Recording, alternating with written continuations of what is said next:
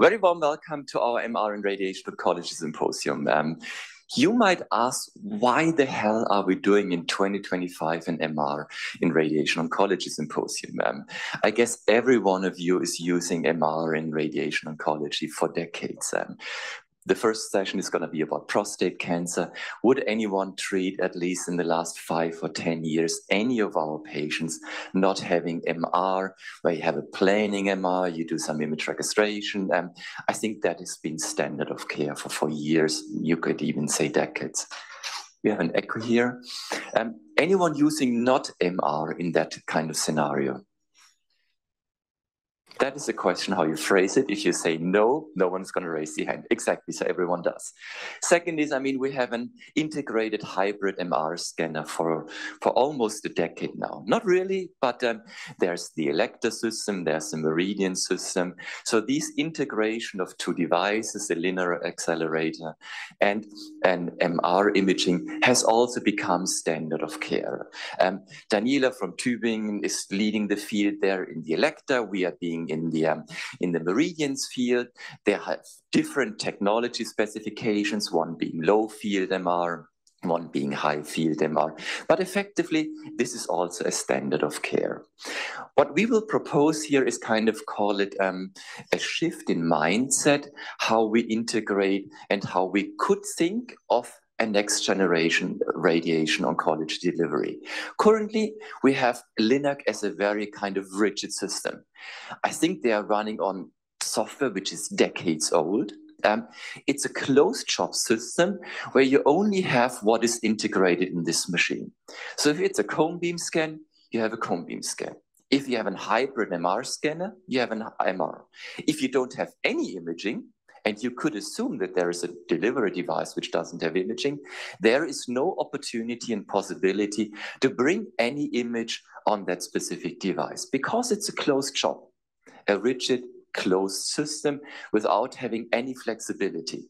And we would propose that there's way more opportunities to enhance or augment radiation oncology by information which is not immediately acquired on a specific LINAC. So why are we delivering radiation and not make use of the data? It can be images, it can be MR, it can be PET, it can be whatever.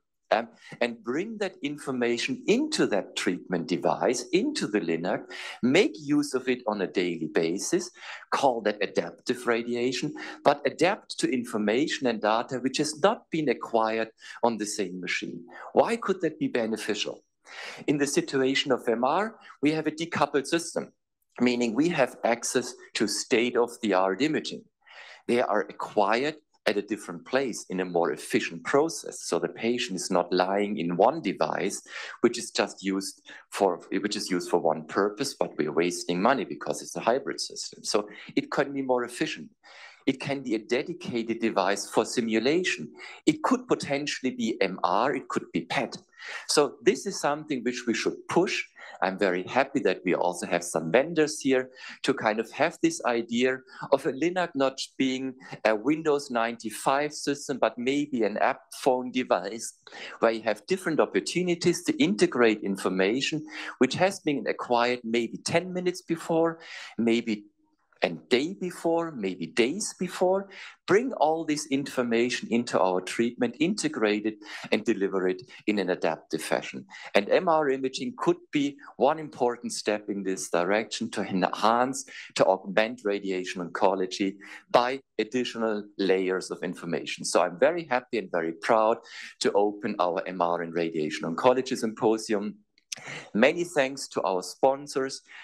You can see them on one of the slides. So many thanks for your support. Without your support, such a symposium wouldn't be possible.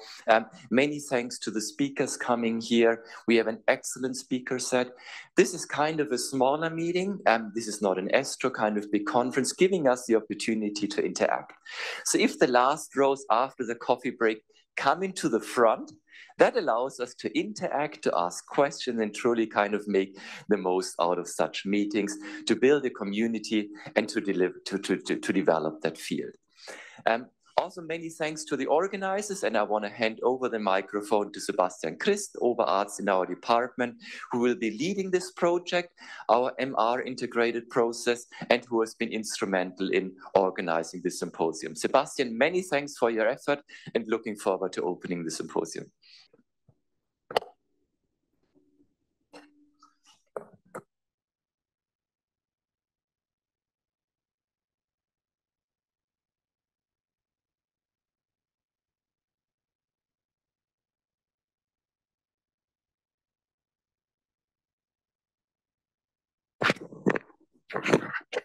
Okay.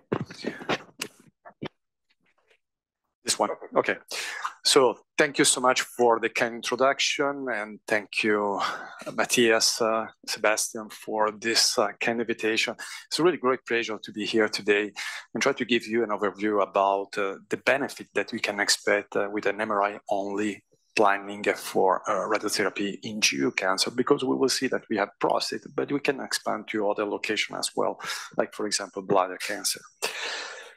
These are my disclosures. So this is the summary of my presentation. I will start to discussing the benefit of MRI-guided prostate contouring, not only for target volumes, but also for organ at risk. We would like to see which is the added value that we can expect by planning with MRI for bladder cancer. And then we will discuss later on the challenges that we have for CT MRI co-registration and the benefit that we can expect with an MRI-only workflow. What about prostate MRI-based prostate contouring? So why we know that a prostate gland should be defined using MRI? So we had the first paper published 30 years ago, suggested that when we are defining the volume on a CT compared to MRI, we are overestimated of about 32% the prostate volumes. You can consider that overestimating the volume, so we can have also impact on the dose that we are delivering to the organ at risk, like bladder and rectum. This very old paper published by Mike Roach in '96. This translates, of course, in a different dose that we deliver to the rectal wall and the penile bulb, because when we are decreasing the volumes, of course, you can have this decrease. And it was, especially 20 years ago, really useful when we discuss about dose escalation. And we know that for prostate cancer, dose escalation is clearly an established treatment for curing these patients. It's really important because we have, and all we know what we are treating this patient, we have the contouring from very young residents, that we have different contouring pitfalls in defining a prostate gland. This is especially true in the apex regions and the base. You can see just here the commonly observed pitfalls that we have in contouring of the prostate gland.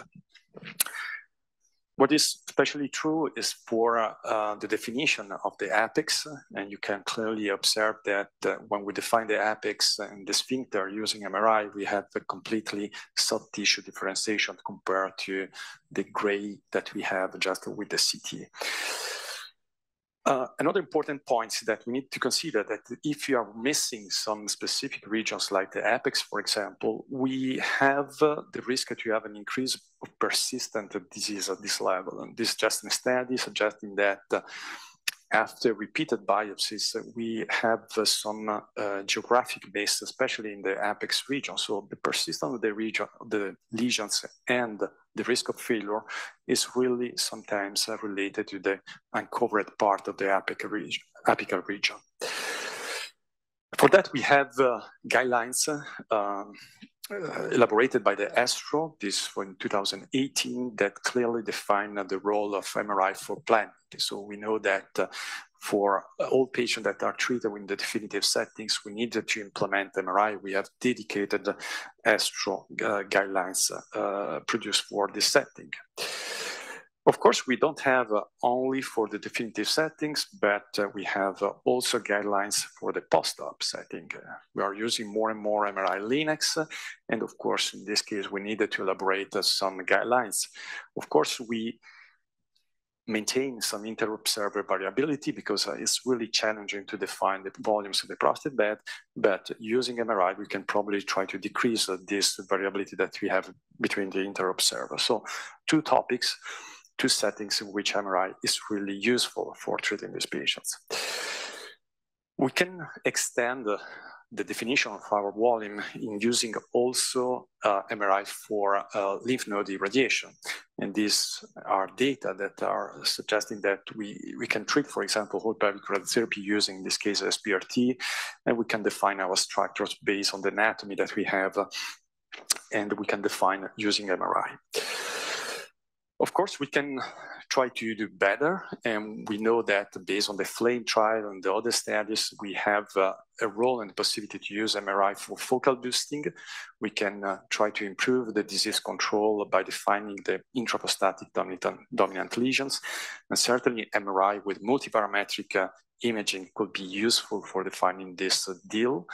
We can combine also with imaging from PSMA PET-CT, and we have several trials trying to escalate the dose. This is just one of the trials, the German hypofocal phase 2 trial, led by Zamboglu, trying to escalate the dose to the deal defined with MRI.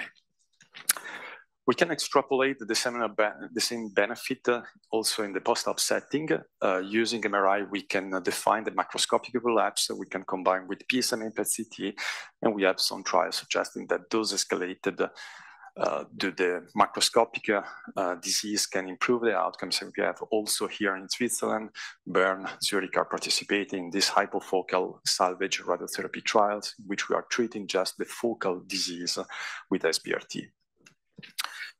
What about organ at risk? So we see that MRI can clearly provide an augmented radiotherapy in terms of the definition of the target, but we can achieve also better organ at risk sparing for GU toxicity, but also for rectal and erectile function preservation. We know that urethra sparing is the new kid of the block for organ at risk sparing, and with MRI, we can clearly define urethra. We can set some dose constraints. We have different dose constraints. We have no consensus on that. This is just a study, a survey suggesting that for all patients treated with ultra hypofractionated SBRT, we are recommending urethra sparing. But of course, when you use MRI, you can visualize and you can avoid all the uncertainties related to the use of urinary catheter. This is just an overview about the organ at risk structures. This elaborated by the GFRU, so the Francophone Group of Urological Radiation Oncology, defining all the anatomy structures that we can define in the primary setting. And you see that we don't have only the urethra, but we have also the bladder trigon, and we have some data suggesting that the sparing of bladder trigon could mitigate the toxicity, but we have also the sphincter and part of the urethra. And all of these structures could be defined only using an MRI. This could be applied also in the post-op setting. It's more challenging because you see that the majority of these structures are inside the target volume that we are using. Here you have just two examples of prostate bed definition, the periton and the GFR ones. But again, you can try to perform a better sparing, and this could be useful, especially when you are using adaptive radiotherapy solutions. What about erectile function preservation? This is a very old paper suggesting that when we are defining the penile bulb, if you believe that sparing of penile bulb is related to erectile dysfunction, we have a very large variability in defining the penile bulb just on CT. On the other hand, when we have the MRI, you can clearly observe this hyperintense structure that could be really easily defined. Other structures that could be involved in erectile function are the pudendal arteries. You cannot visualize well on the CT, especially when they are moving in the very close to the penile bulb. But when you implement, for example, an MRI, you can clearly define these structures and you can put some dose constraints. You can define the rectal, the neurovascular bundles. That's an Dutch trial trying to spare and to reduce the dose on the both sides of the rectal bundles, or when we have like in the middle image, just one single part, you can try just to spare ipsilaterally. It's of course hypothesis generating, but we are the first data that has been presented this year during the ASTRO from this potency trial, trying to spare using MRI and the state-of-the-art technology, and ipsilateral part, trying to spare not only pineal bulb, but also neurovascular bundles, pudendal arteries, and by decreasing the high dose regions, we can achieve a better outcomes in terms of quality of life. Of course, they are just a 3 months data, but we have just a suggestion that by putting this those constraints to this region defined using MRI, we can decrease some toxicity on the long term, not only for sexual domain, but also for urinary domains and bowels. We can use a rectoprostatic spacer, or we know that if you are not using radiopaque spacer, this is not visible on the CT, just the image on the middle. But if you use MRI, you can clearly define the spacer. If you are a believer in spacer or not, that's another case. But we have clearly better those constraints when we use the spacer. You can spare rectal wall from the high doses. And of course, you really need that you have a dedicated MRI for defining this new structures. What about beyond the prostate? We are discussing more and more about bladder sparing trimodal therapy. We know that the results are comparable to radical cystectomy. We have a new definition, the so-called VIRADS system. It's like the PIRADS for prostate, but this the case is elaborated for bladder. You can clearly define the extension of the local disease in the bladder. And this is possible just using MRI. That's hypothesis generating because, of course, defining the volume in the bladder, we can try to escalate the dose to this structure. So we have the data coming from UK, from Royal Marsden, trying to escalate with an adaptive solution the dose to the gross tumor volume. Data have been published. Probably we have a slight increase, but not significant in terms of local regional control, but certainly dose escalation is feasible. We need to explore this dose escalation concept combined with adaptive radiotherapy solution, new systemic therapies like immunotherapy to improve the outcomes of these patient candidates for trimodal therapy. If we would like to implement in our planification an MRI, we don't have a dedicated MRI for planning. We have certainly several challenges that we have when we are performing co-registration between CT and MRI. We have certainly some challenge in patient positioning and organ deformation. We expect changes in bladder and rectal filling between the two images. We have the risk of patient movements in the acquisition of the two images. And of course, we have several challenges in registration with geometrical mismatch, inter-observer variability, and the formation of the soft tissues. And of course, this could have a large impact in target delineation and radiation dose planning. This is just an example of a very simple case in which we have a mismatch between the soft and bone tissue fusion. And you can clearly see that if you wanted to have a match in your prostate gland, you needed to completely alter the anatomy. And then if you want to do some organ at risk pairing, introducing all the organ at risk that I discussed before, it becomes really challenging to use this MRI for this intent. We can use, for example, fiducial markers. This is a very old paper, but really nice in 2003 by Chris Parker when he was fellow, I think, at PMH. And you see that even when you're using CT and MRI matching, even if it seems correct, finally you have different spatial discrepancy, especially in the apex, by co-registering these two images using fiducial markers. So that could be an important point because we know that the majority of the relapses are on the apex. We have studies trying to assess also the role that we can have in matching between a flat or a curve, like a diagnostic MRI.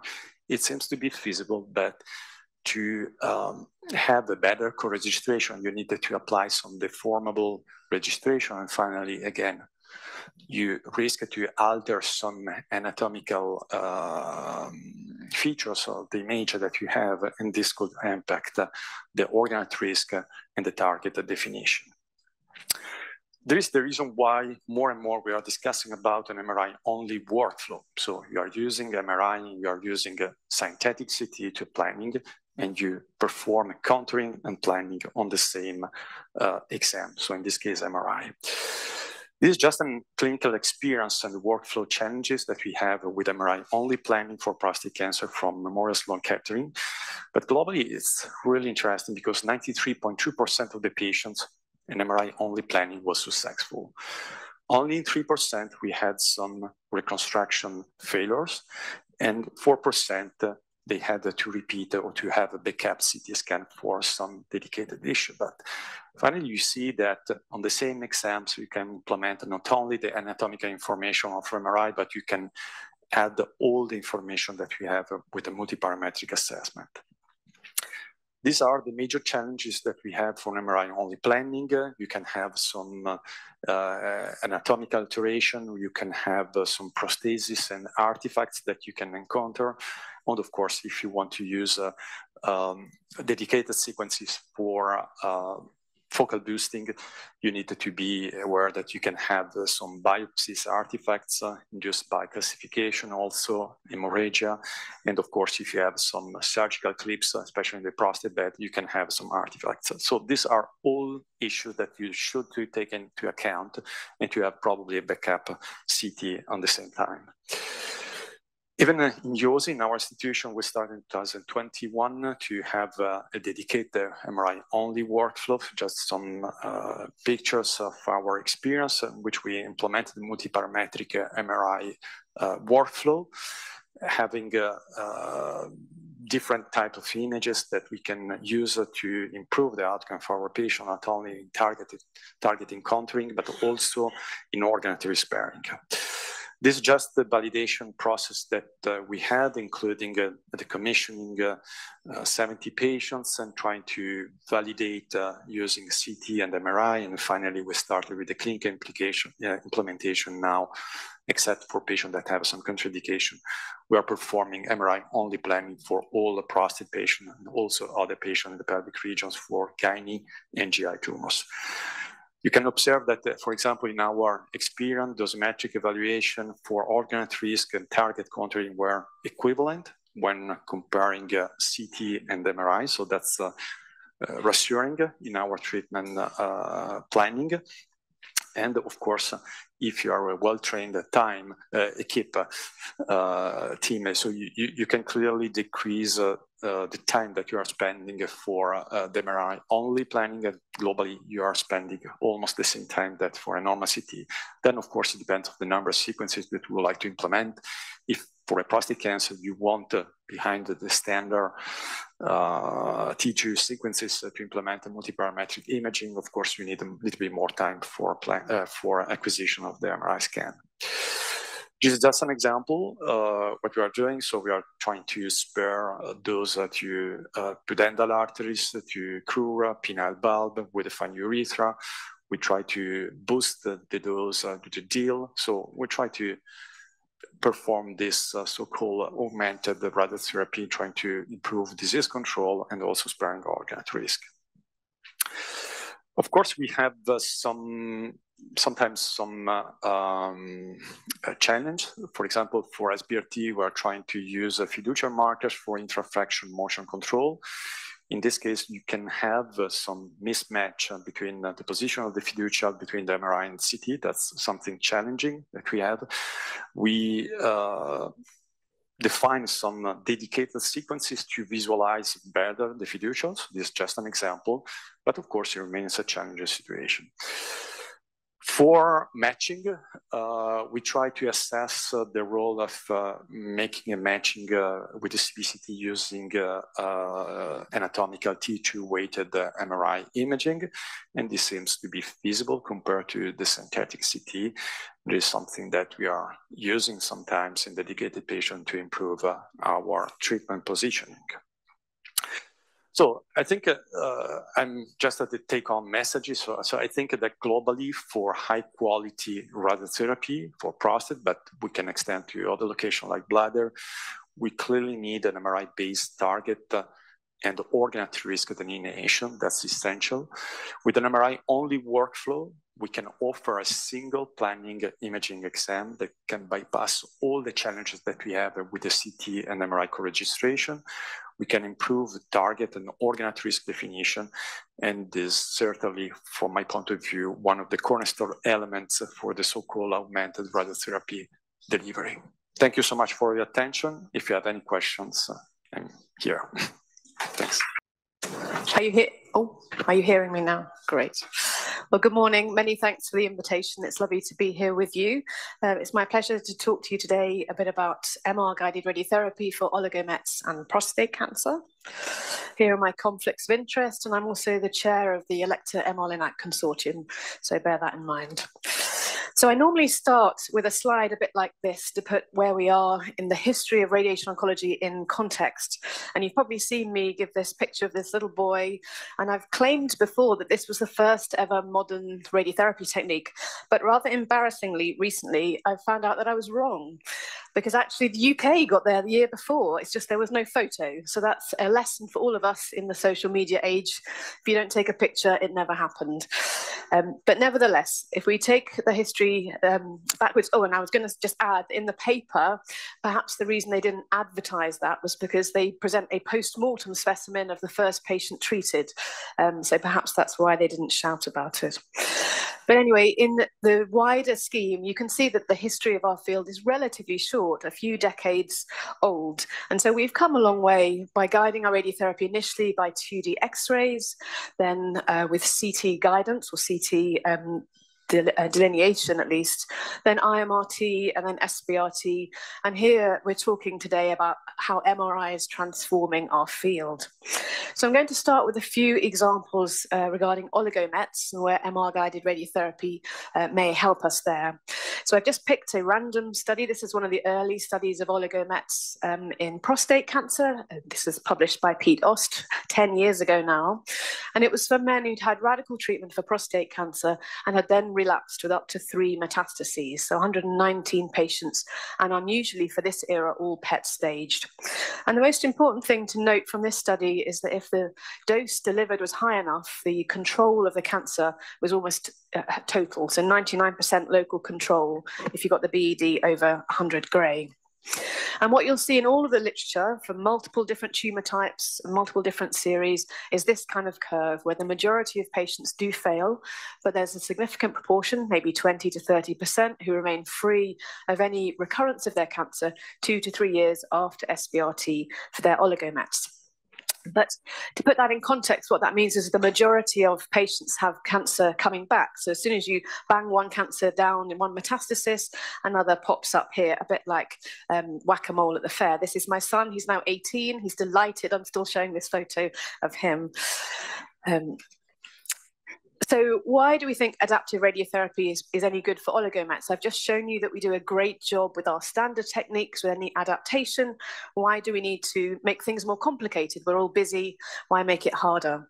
So I've just brought a few examples of where I think this may be of use. So the first is where we think we will have trouble seeing it with other imaging. So on our cone beams, certainly on some of our machines, our cone beams are not ideal. And there are small oligomets, particularly nodes in the upper abdomen or the pelvis, where it can be quite challenging for the radiographers to see daily on the cone beam imaging. So for this patient, it's actually a long metastasis craniocaudally, but actually quite small, and they were struggling to see it on cone beam. The other indication is where you have organs at risk that move significantly closer and further away from your target.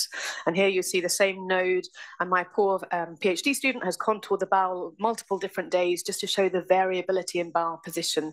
So if you do have a nodal metastasis close to an organ at risk, such as small bowel or a neural structure, then this can be a useful technique to maximize the dose into the target. And this gives another illustration of that same point. So this is a pelvic nodal oligometastasis, and they've contoured the bowel on each of 5 days of treatment. And on some days, we're overdosing the bowel as per our usual constraints. And in other situations, maybe not prostate, but in other cancers which are more radio-resistant, you might want to give more dose than you can safely give on a non-adaptive platform. And this is a metastasis close to the duodenum, where we were able to maximize the dose delivered to target by adapting the dose delivered each day to account for the position of the duodenum. This is a scary image, just to warn you. So this is a patient that we treated a couple of years ago in our Unity.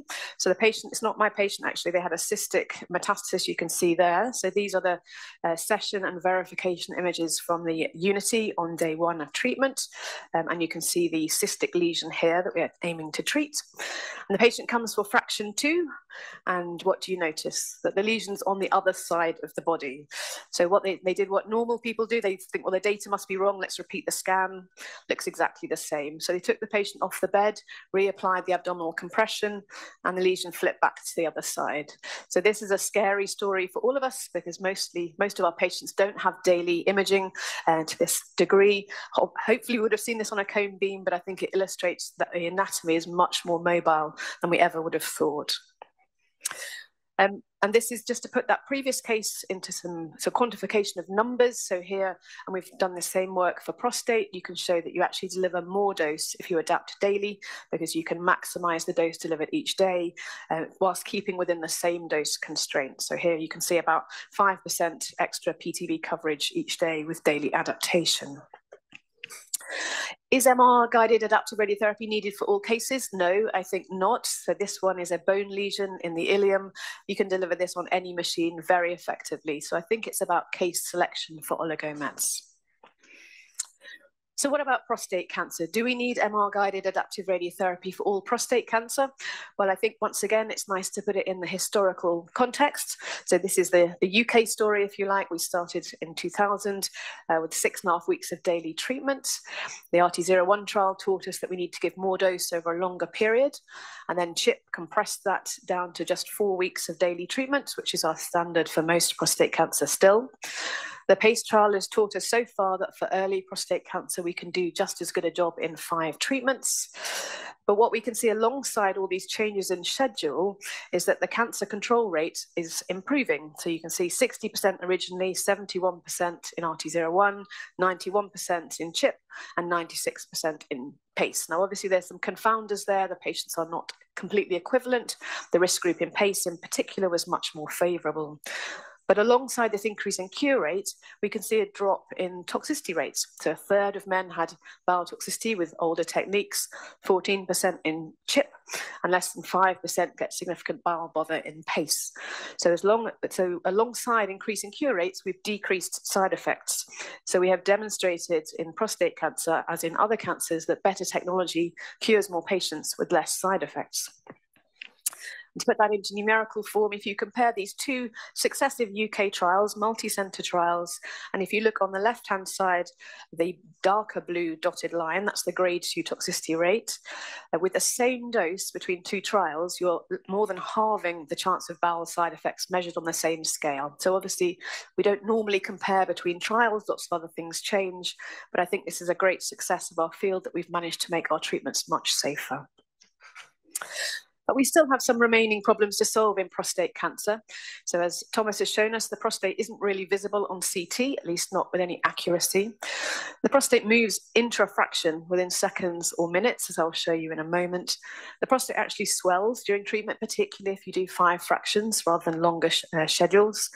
And also our organs at risk are moving, particularly the rectum and the bladder, deforming and moving during treatment. And I think this is probably an image I hope to constrain to the archives of history eventually. I think delivering radiotherapy with these kind of standard of cone beam is not the best we can do in our field. And I hope that we move away from this as quickly as possible. So what are the 4 key advantages to MRI-guided adaptive radiotherapy for prostate? We are lucky enough at the Royal Marsden to have both a CyberKnife and an MR-Linac, and I give my men the choice of the 2 platforms, and 99% choose the MR-Linac just to avoid the fiducials. So I think although this has become standard for us and part of our usual discussion of radiotherapy, the men don't really like it, and I kind of agree with them. So I think this is a good reason to move away from fiducials where we have the capability. The second advantage is the obvious one. The imaging is way better on MRI. We don't diagnose prostate cancer on CT for a good reason. We can see what we are doing, delivering treatment on MRI much more accurately. And this was reflected in the Mirage study, which some of you will be aware of. So this is a single-center randomized trial by Amal Kishan's group at UCLA. They had intended to recruit 156 men, randomized to CT-guided radiotherapy with 4mm margins, so still pretty small margins, versus MRI-guided radiotherapy with 2mm margins. Neither arm were adaptive, so this is just purely about the image guidance and the margins. And they gave a slightly larger dose, 40 grade 5 fractions to the PTV, so a bit more than they gave in PACE. And there were some other confounding variables, including some nodal radiation and some had spaces. And they'd aimed to show that they reduced toxicity from 25% down to 14%, GU toxicity, sorry. But they stopped the trial after recruiting their 100th patient because of a significant difference in outcome. And what they showed was a significant drop in bladder toxicity, so 43% down to 24%, just with that 2mm difference and the use of MR guidance. And they also showed a significant drop in GI toxicity, which we often see now. We see almost no GI toxicity of grade 2 or above with MRI guidance now, and indeed that's what they saw in their trial. So the third advantage, I think, for MRI-guided treatment is the ability to monitor the prostate position while you treat, which is something that we can't do quite as well, at least on any other machines. And these are images, I think, from Filippo Longhi, actually, from their centre, because the electors just got these new T2 cines, which means you can see the prostate with almost diagnostic quality during treatment. And the Unity now has the ability to track and to automatically gate and shift the dose. My video is not playing there. I don't know if that's possible to... Oh, there we go. Hold on. I can probably do it myself. So what we don't see when we deliver without intrafraction guidance is that sometimes there are scary things happening behind the scenes. So you can probably see it coming. There's a big ball of gas going through the rectum, now pushing the prostate way out of the way of the radiation, and meaning that we're hitting the rectum with the dose rather than the prostate. So this has happened. It always happens. It's happened in all of our trials. We just never knew about it. And I think it gives us the opportunity now to do a better job. And so we now have on the Unity machine comprehensive motion monitoring, which means you can automatically, the machine automatically tracks the position of the prostate, and you can set the different parameters about when you want the beam to shut off. And if the prostate doesn't return to its baseline position, you can nudge the dose in any direction you like, and it will automatically adapt to the new position. And then the fourth advantage to MRI-guided adaptive radiotherapy is, I can play my little background as well. What happens normally is if you start with a great anatomy like this, is a CT, obviously anatomy on the left-hand side. Your physicist works very hard to create the most beautiful plan that looks ideal in every parameter. And then the patient comes for the first day of treatment and the anatomy is totally different. We've all seen it. In this situation, obviously, if you can't change that anatomy, you send the patient home untreated. What we've noticed as we've been treating with MR guidance is that I've certainly learned a lot about how the prostate changes day to day. One of my PhD students, Sophie Alexander, and our radiographers helped with our contouring, noticed that this guy's prostate was getting bigger and bigger each day. So by day 5, you can even visually see there that the prostate's a totally different size to where we started. And so she went back and recontoured all of our prostates and analysed the data. And in 5 fractions, we found that on average, the prostate swells by 21% in terms of volume. And that's enough to take up your entire PTV margin in many cases. We never knew this was happening because we weren't looking for it, but we've certainly learnt now, and this is another powerful argument for adapting your volumes daily. So we've come a long way in the last 15 years, but the question is, where do we go next? Can we get away with less than 5 fractions with MRI-guided adaptation? Do we still need a PTV margin? I hope the physicists won't shoot me for that question. Can we de-escalate the dose to the normal prostate? And why do we still need a simulation pathway at all? So I'm going to briefly cover those in the remaining few minutes. So I'm mentioning here the Hermes trial. Actually, yes, there we go. So we've just published the primary endpoint analysis in the Red Journal. So Hermes is a trial that has been enabled by MRI-guided treatment. I wasn't brave enough to do 2-fraction SBRT on any other machine, which is why we started this trial when we got our Unity. And we randomized men just in our center to either 5-fraction SBRT, same doses as PACE, but with MR-guided daily adaptation, versus the experimental arm of 27 Gray in 2 fractions to the lesion and 24 Gray to the whole gland plus a 2 millimeter PTV margin. And although it's not big enough to be a comparative trial, you can see on these graphs the 5-fraction in blue and the 2 fractions in red. You can see on the top left the GU toxicity, on the right the GI toxicity, and you can certainly, I think, conclude that the 2 fractions is well tolerated. There's no suggestion that they're getting more toxicity. In fact, we had no grade 2 GI toxicity at all in the 2-fraction group, so certainly encouraging and needing more data going forward with bigger numbers to be sure. What we did observe, though, is if you ask the patients about their experience, what we tend to see on the left-hand side with the blue box and whisker plots is the same as we see in PACE and all the other 5-fraction trials, that IPSS flares acutely, the patient has symptoms and then they get better over a few weeks. We didn't see any change in the 2-fraction group. They're not aware of any symptoms. So that is an encouraging sign for us, which needs obviously validation in bigger studies. So I think the new technology we have, particularly with MRI and prostate, allows us to challenge some of the dogma that we've inherited from our predecessors. And this concept of the PTV margin, why do we need a margin? Well, normally we need one because the prostate can swell, the prostate can move day to day, intrafraction, the patient could wiggle, and the cancer can change. I think the anatomy can change. But a lot of those things are now no longer issues for this kind of technique. And what we do know is that PTV margins cause toxicity, and we want to reduce that wherever possible.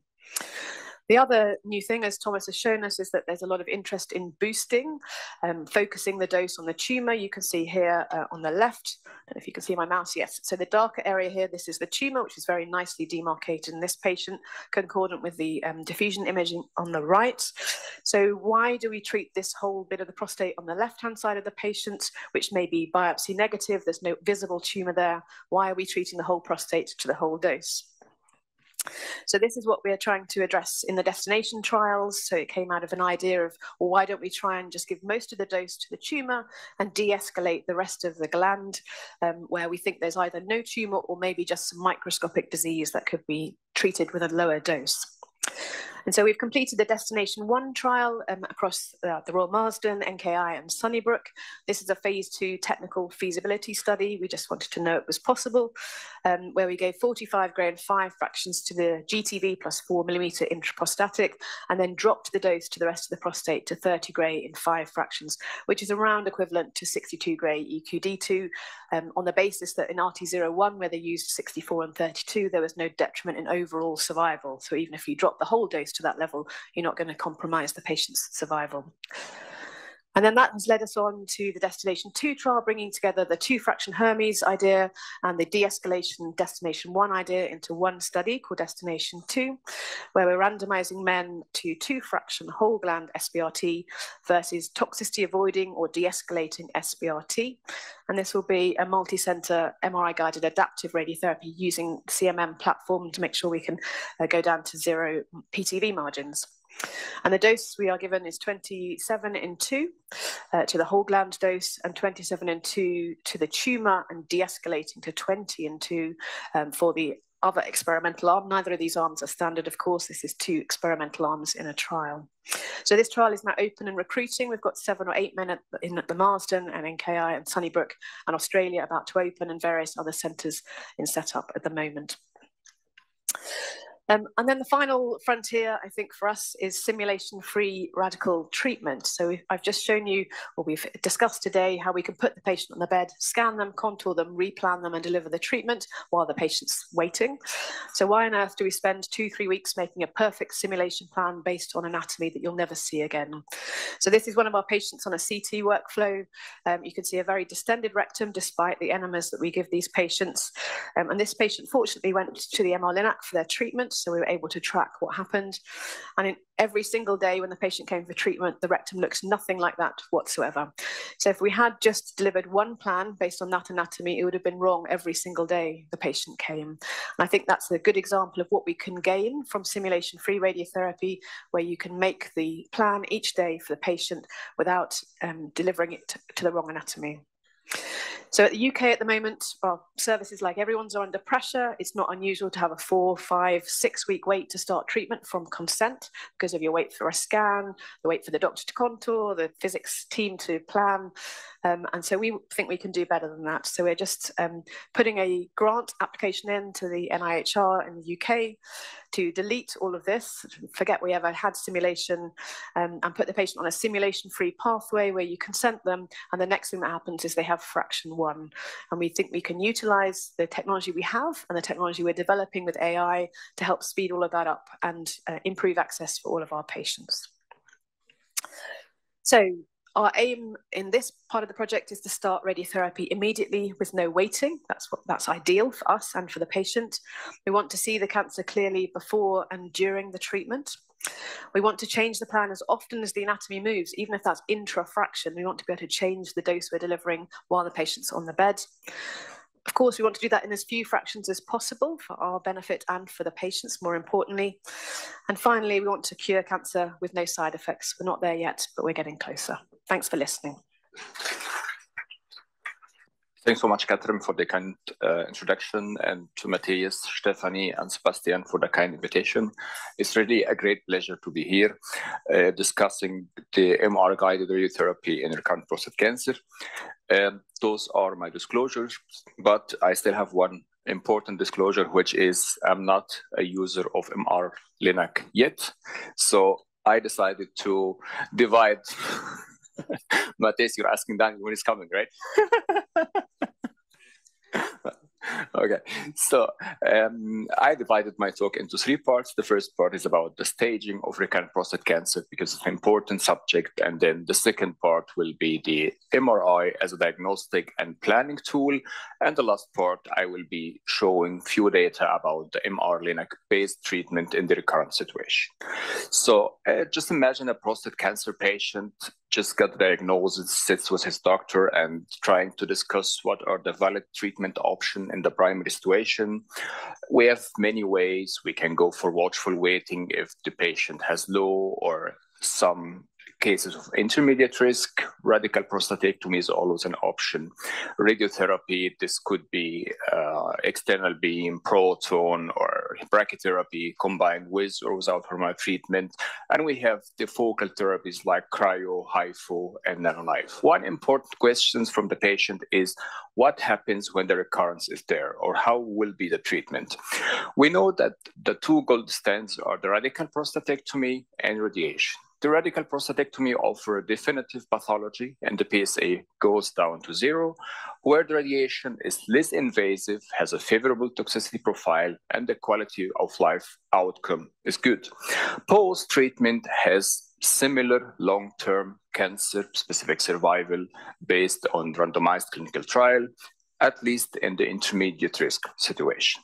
So if we look to the definition of biochemical recurrence after treatment, primary treatment, we do not have a unified treatment definition for post-treatments. For the radical prostatectomy, the European Association of Urology considers recurrence when the PSA value above 0.2, confirmed twice. And then the NCCN differentiates between persistence and recurrence. Persistence when the PSA does not go to 0, recurrence when the PSA fall down and then starts to rise again. After radiation, it's straightforward story. We have the nadir plus the 2 nanogram per milliliter, but it's an old definition. We do not know if we can still apply that, for example, for SBRT cases or not, but we still use it in our daily practice. Then the question, what always the patient asks, is recurrence after primary treatment a common problem? I would like to refer to this publication. It's a large cohort, about more than 16,000 patients showing the outcome of radical prostatectomy and radiotherapy. As you see here, after radical prostatectomy, 5 years, around 30% of the patients will be having a recurrence. This will increase to over 40% after 10 years. With the radiation, it's a little bit better. In the high-risk situation, we have 1/3 of the patient recurring. That means we need to know where the recurrence in order to give an appropriate treatment for that. We used conventional imaging historically. We used bone scans and whole body CTs, but we still have a very poor sensitivity. The PSA tends to rise, continues to rise, and the imaging is still negative. We do not know how to treat the patient or put the patient on ADT. Choline PET was also an option to stage prostate cancer patient and the recurrent situation. We use it for a certain time point, unless a game changer came, which is the pacemaker PET, where there's good data about the integration of pacemaker PET and the restaging of recurrent prostate cancer. You see, this is the same patient, one time with choline PET and one time with gallium pacemaker PET. And in the choline PET, we could identify only solitary nodule in the pelvis, where on the gallium pacemaker PET, we have a lot of lymph nodes extending from the pelvis up to the para-aortic region. With that, we can say that the pacemaker PET has a super clinical performance. It detects the PSA detects recurrence as a very low level, superior to choline and fluoride, and the sensitivity also increases when we have shorter doubling time and higher PS value. However, life is not always green. It's not always like that. This is a patient who underwent radical prostatectomy, and we have a pacemaker PET, which is negative even when the PSA is 15.7. And if we convert that to choline PET, we see in the place of the seminal vesicle, the patient had a clear recurrence on the choline PET. That means we have tumors which are not pacemaker PET sensitive. So another problem what we face when we having pacemaker PETs is the unspecific focal lesions we have in the bones. So this is a Swiss multi-center study where we see multiple focal unspecific. Thanks so much. Thank you. Where we see unspecific bony lesions in the ribs and also the pelvis, mostly without any correlations on the CT. So we cannot consider pacemaker PET, even with different tracer, as a superhero in this situation. We have detection limitation, we have interpretation limitation, and additionally, we cannot use the pacemaker PET for treatment planning. So can we overcome these limitations with diagnostic MRI or planning MRI in this case? I will go to this publication where we have a comparison between PET-CT and PET-MRI for recurrent prostate cancer patient after radical prostatectomy. In the A images, you see here a PET scan where we have bony lesions on both, pacemaker uptake on the bone and the pelvic bones. However, in the CT, we do not see any correlation. When we have done for the patient a PET MRI, we could identify those focal lesions in the bone corresponding for bone metastasis. And this publication from Louisa Emmett from the Sydney group, it's part of a prospective clinical trial they run in Sydney, and they included biochemical recurrence patient after radical prostatectomy. The PSA was 0.2, and the patient had at least one risk features. The whole idea was to see the added value of combining MRI with PET-CT. The study included 26 patients having pacemaker PET with MRI and 76 patients having choline PET with MRI. And if we look to the local recurrence identification using one modality, which is the choline PET, in the first case, we could only identify 11 patients out of 76 with local recurrence. Adding the multiparametric MRI, we could identify 20 patients out of 76. The same case also for the gallium pacemaker PET, 6 patients out of 26. And when adding the multiparametric MRI, we could see that the numbers will increase to 11 out of 26. So I would like to show some clinical cases where the MRI integration to diagnostics could add more information and also change the treatment plan.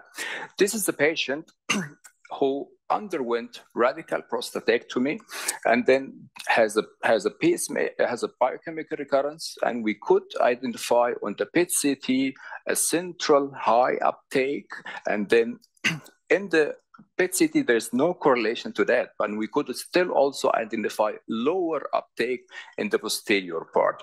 If we check the MRI, we could see that this higher uptake here correlates to the urethra, and we could identify also a well-identified nodule between the urethra and the rectum, which corresponds for a local recurrence. Such patient, here's the fusion image, and we could identify this clearly with the PET fused with the MRI. Such patient should undergo salvage radiotherapy and boost to the site of macroscopic recurrence.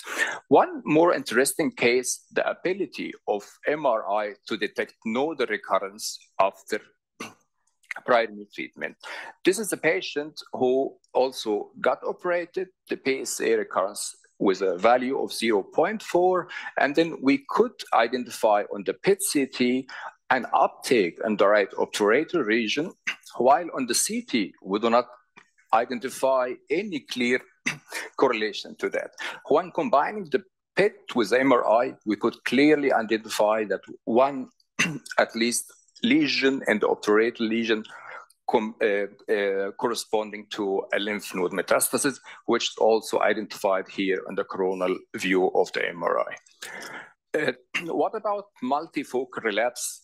Could we detect that in all the pacemaker PET scans?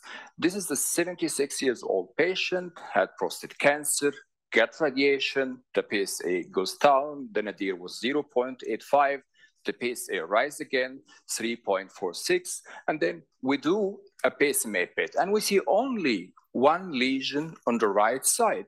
This patient comes to the tumor board, and then we discuss what would be the salvage option for this patient, and we decide for a focal treatment. But for that, the patient will undergo an MRI, and the diagnostic MRI shows that there's another lesion being missed by the pacemaker PET here on the contralateral side. Such patient would have a wrong treatment if we treat him only focally on one side of the prostate. That means the MRI played a crucial role here in the diagnosis and also the treatment decision of the patient.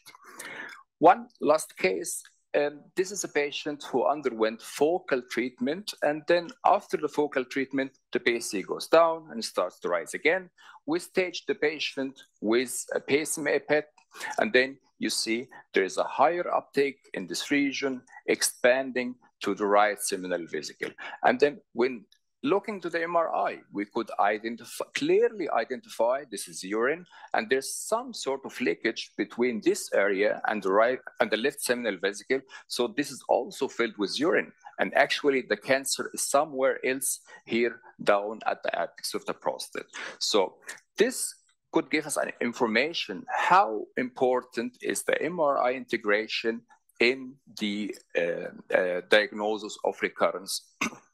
If we check the European Association of Urology guidelines and the NCCN guidelines, we will see that PET-CT, pacemaker PET, and MRI both are required in certain cases to detect and treat cancer. Just to the last part of my presentation, there's the MR-Linac-based treatment. There's not a lot of data on that yet. Because there's only single-arm studies or phase 2 studies with limited patient number, shorter follow-up, the evidence is increasing there. The first study is from Amar Kishan. They published in Red Journal the quality of life and toxicity outcome of CT-guided and MR-guided radiation, about 100 patients who got treated in 5 fractions, 30 to 34 grays, with the primary endpoint was the 4 years biochemical recurrence-free survival and toxicity and the quality of life. And then if we check the toxicity rates, the MR-guided radiation has a favorable profile. In this case, all the grade 3 toxicities was in the CT-guided radiation arm, and there is no high-grade toxicity. And also, as the quality of life was very acceptable.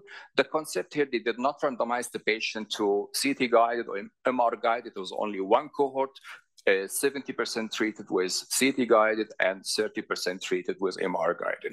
And then the next study published recently from Himanshu Najar in the European Urology Oncology Journal. It's a phase 2 trial here.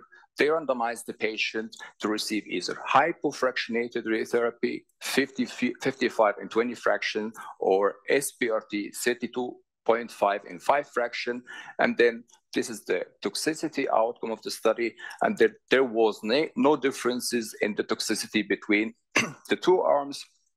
And then very low incidence of grade 2 toxicities or higher. And then the SPRT was well tolerated, no grade 3 events in this case. And just a few words, there's also new coming data about the role of MR-guided radiation in the recurrence situation after radiation. There are 2 papers on that, one from the Oncology group. Those are patients who got primary radiation and then got radiated by 1 5-point test MRI-guided. And then also one group from France where they used the MR-guided radiation to treat post-operative recurrences previously radiated or intraprostatic recurrences after radiation. Both studies had very few patient numbers, but the toxicity profile is favorable and could be hypothesis generating. To the take-home message, what I have today, we have PSMA-PET and MRI. Both are complementary tools to get accurate staging and treat recurrent prostate cancer. And then for the MRI is a key modality for treatment planning and precise target volume delineation. And the initial results from the MRI-linac-based treatments are very encouraging. However, we have short follow-up. We need more data on that to integrate it in the clinical routine. And with that, I would like to thank you for your attention and wish you, if there is any question, I'm here. Thank you for the kind introduction, and thank you, the organizer, for having me today. This is a really hard topic for me because my disclosure, I have no experience with the MRI-linac. My one experience was 1 month here with Professor Guckenberger and Andraschke for the astromobility grant. So it's 1 month experience with MRI-linac. So let's go to the point. Why kidney cancer is raising in our interest, because also is raising in terms of incidence. As you can see here, is the 7th most common malignancy in the world. And also, if you see in Western Europe, at least 1 patient over 10,000 will have a diagnosis of this type. What I like to say in all my presentation, that we have this switch from the old concept that radiotherapy was just in the palliative setting, in this setting of patient, and SBRT changed in a really radical way in the management of this patient, also for radonc. So now we can deliver radiotherapy in many different ways, and also to overcome the so well-known radioresistance of renal cell carcinoma. So from the historical teaching that radiation is not effective for renal cell carcinoma, either in the primary or metastatic setting, we are now to the recommendation. And you can see here, I reported the NCCN guidelines of this year. SBRT is mentioned even in the treatment of the primary and also in the oligometastatic setting. And I think it's a huge step for our discipline. And what changed? The secret was the use of stereotactic radiotherapy. Here there is the comparison, mostly for prostate cancer, but could be applied, I think, in all settings with the robot Da Vinci and the CyberKnife. And stereotactic radiotherapy is really a game changer because allowed us us to be to implement also our treatment in the setting of renal cell carcinoma. And today I will try also to say how can also the step forward will be also the use of the MRI-LINAC. Why this we can use now radiotherapy in this setting? First of all, for the radiobiology effect, because the difference between conventional radiotherapy and SBRT is mostly on the mechanism of cell death that are increased with the use of an higher dose to our target. So I've stolen this slide from the internet, thanks to Shankar Siva, and because I think it's really important, because the use of radiotherapy in the primary setting is something that is really growing in this period, because we can offer the so-called nephro-sparing option even in this setting. And as you can see here, the major thing about SBRT is that it can be used in larger lesion, then also in large tumor. It's not invasive and can be avoided the general anesthetic, so also in patients with many comorbidities. And this is an example of those distribution of SBRT for primary renal cell carcinoma, always from a pioneer, I think I can say in this setting, Professor Siva. And as you can see here, the dose distribution is quite good, and also the dose to the tumor. And if we look at also from this work about the local control, the cancer-specific survival, and also the distant failure, we have 92% at 5 years of cancer-specific survival, and a really low local failure at 5 years also. But most important thing, SBRT has a limited impact on EGFR. As we said before, we are talking always about toxicity, but in this case, we have this organ sparing option that could be really helpful, especially in patients that have just one kidney. That it's a thing that usually in this kind of setting. And always from the work of the huge work of Shankar Siva, the IROC consortium showed that SBRT has an excellent outcomes for T1 and T2 lesion, that's also more than 4 centimeters, with no difference also when they distinguished about the measure of the lesion, or less than 4 centimeters or more than 4 centimeters. And you can see there is no difference in cancer-specific survival and progression-free survival. And also another point is if used the single or multi-fraction treatment, single fraction was more effective instead of the multi-fraction. But one thing that we should aware about is that patients who received the single fraction had better baseline renal function at the beginning, but demonstrated a trend of greater decline comparing the two patients receiving multiple fraction. And this will be important to remember when I will talk about the use of the MRI-LINAC strategy. Always on this track, the fast track trial just published last year in Lancet Oncology, showing 70 patients treated with SBRT with an excellent local control at 2 years, 100%, and demonstrating again that SBRT is safe and highly effective in patients with medically inoperable renal cell carcinoma. And from these are the systematic review and practice guidelines on how to apply SBRT in this setting. And again, the demonstration of also from a systematic review of more than 36 studies, comprehensive of different dose regimens, that SBRT is safe. But for sure advocating a prospective trial and also randomized trial. But something is still to be defined, like the post-SBRT biopsy, because it's one issue of the use of SBRT in this setting is how to define also the local control in terms of we have to redo biopsy, we have to use like MRI, CT scan, etc. And also, as I said before, in solitary kidney, SBRT is safe and preserve renal function. And when we compare this technique to the other techniques that are also available, as I showed before, nephrectomy, partial nephrectomy, or our big competitor, let's say, that are interventional radiologists with the thermoablation, also in this case, SBRT has nothing to be less considered than the other techniques. Let's see in terms of local control, in cancer-specific survival and overall survival, showing comparable results. For sure, limitation data are most retrospective, and we need more randomized trial also comparing directly this kind of techniques.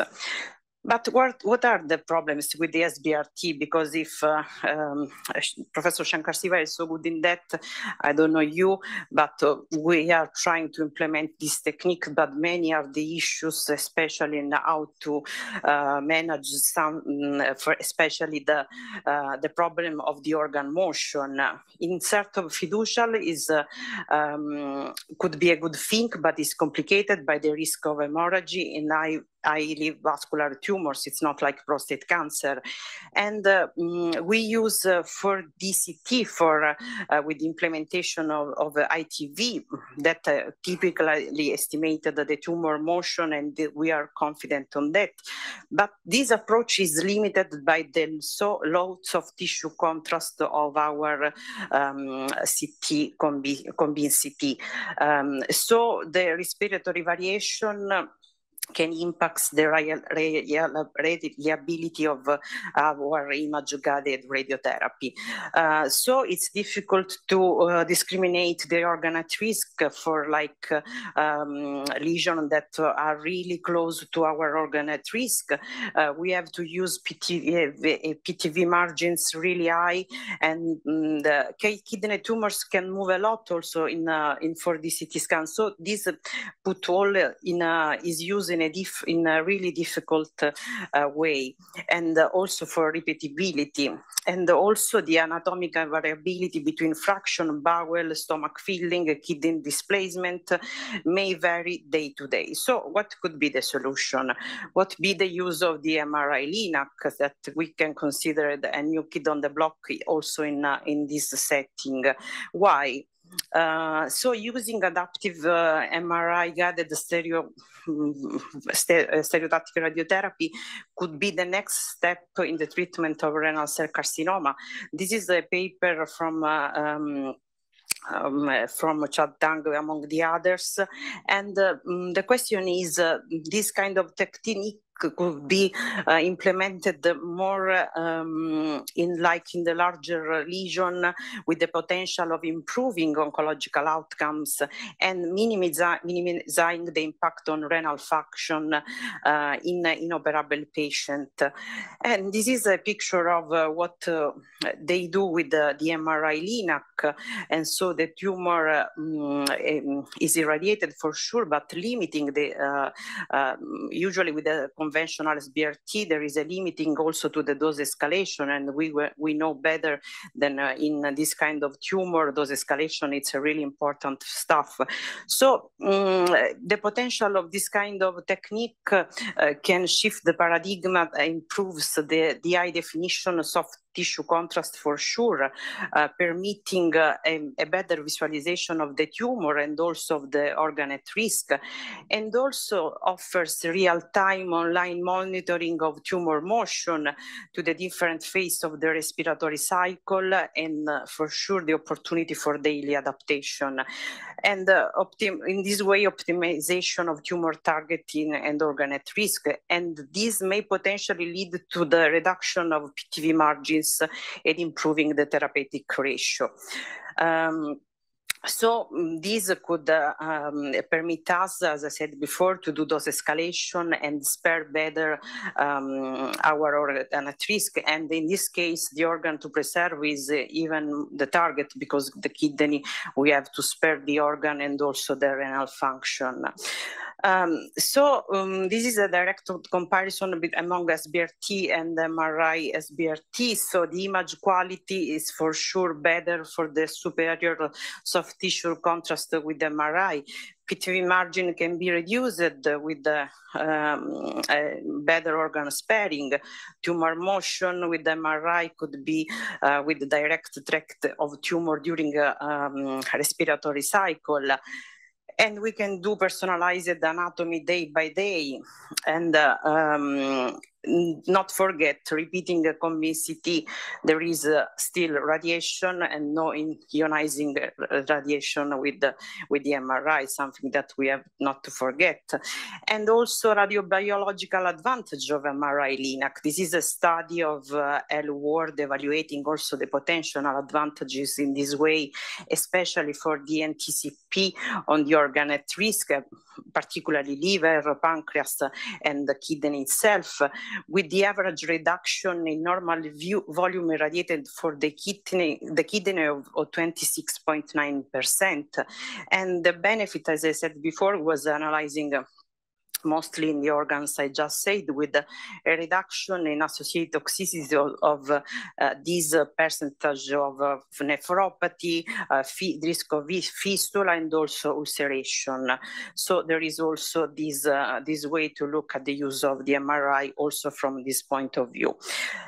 Data, but unfortunately, data are still promising but immature. There are many phase 1 and 2 studies ongoing, but for sure there are no randomized controlled trials in this setting, because as a new kid on the block, it's always difficult for the radiation oncologist community to compare this highly competitive way to treat patients in a randomized trial. And so after all this, we should then see MRI as the universal replacement, because also the access to this kind of technology is not so like proton therapy that now we are facing in my institution with the same problem. So it's a precision tool that we have to use for the right patient, the right tumor, and the right location. So just going to the real example beyond comparison, for example, for peripheral lesion more than 1 centimeter, we can use with no problem conventional SBRT. Lesion that are close to the stomach or the duodenum or the bowel, maybe MRI is more good, because with adaptive planning, solitary kidney, patient with a solitary kidney or complex parenchymal anatomy, better go with MRI. So the concept at the end of this slide is that we have to tailor treatment even in this setting.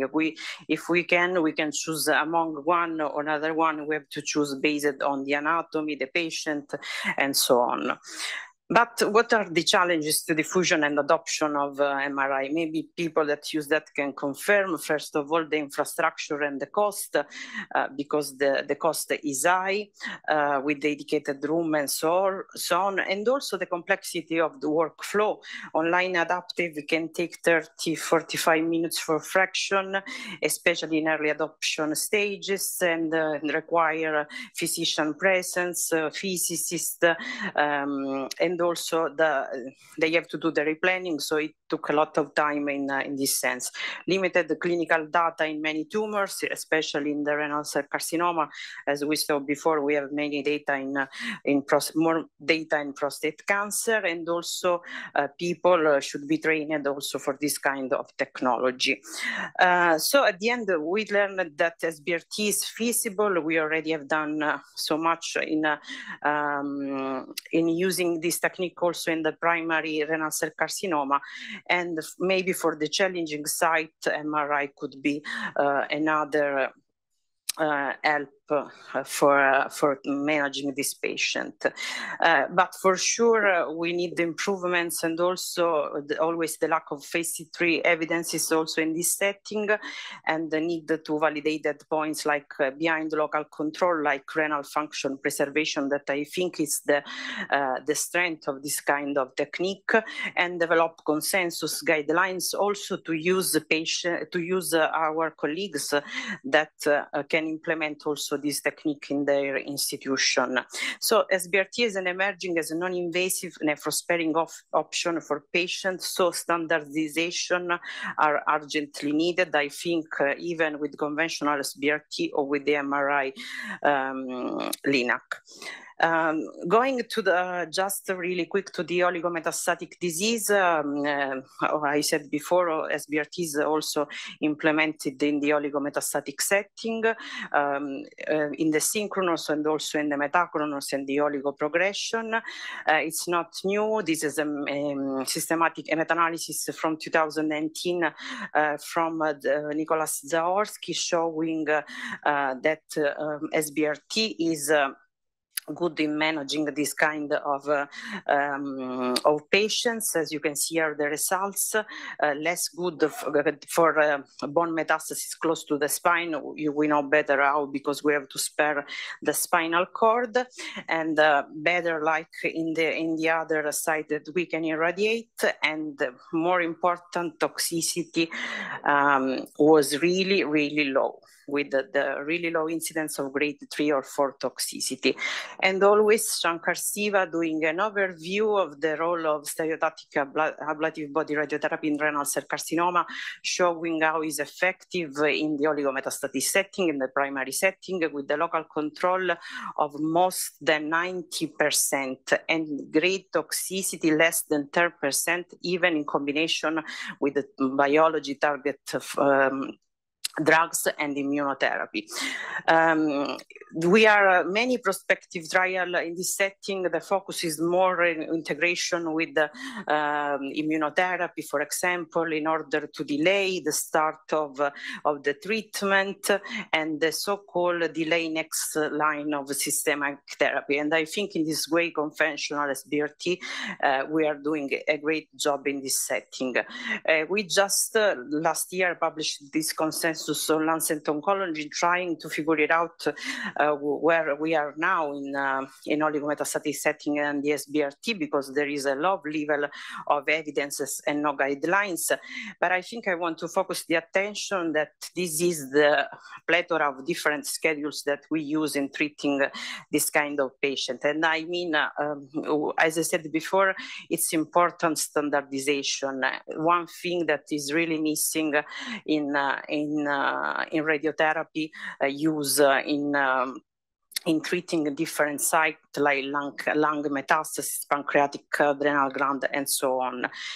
And this is the most controversial aspect, and most of all, choice of the appropriate RT scheme strategies.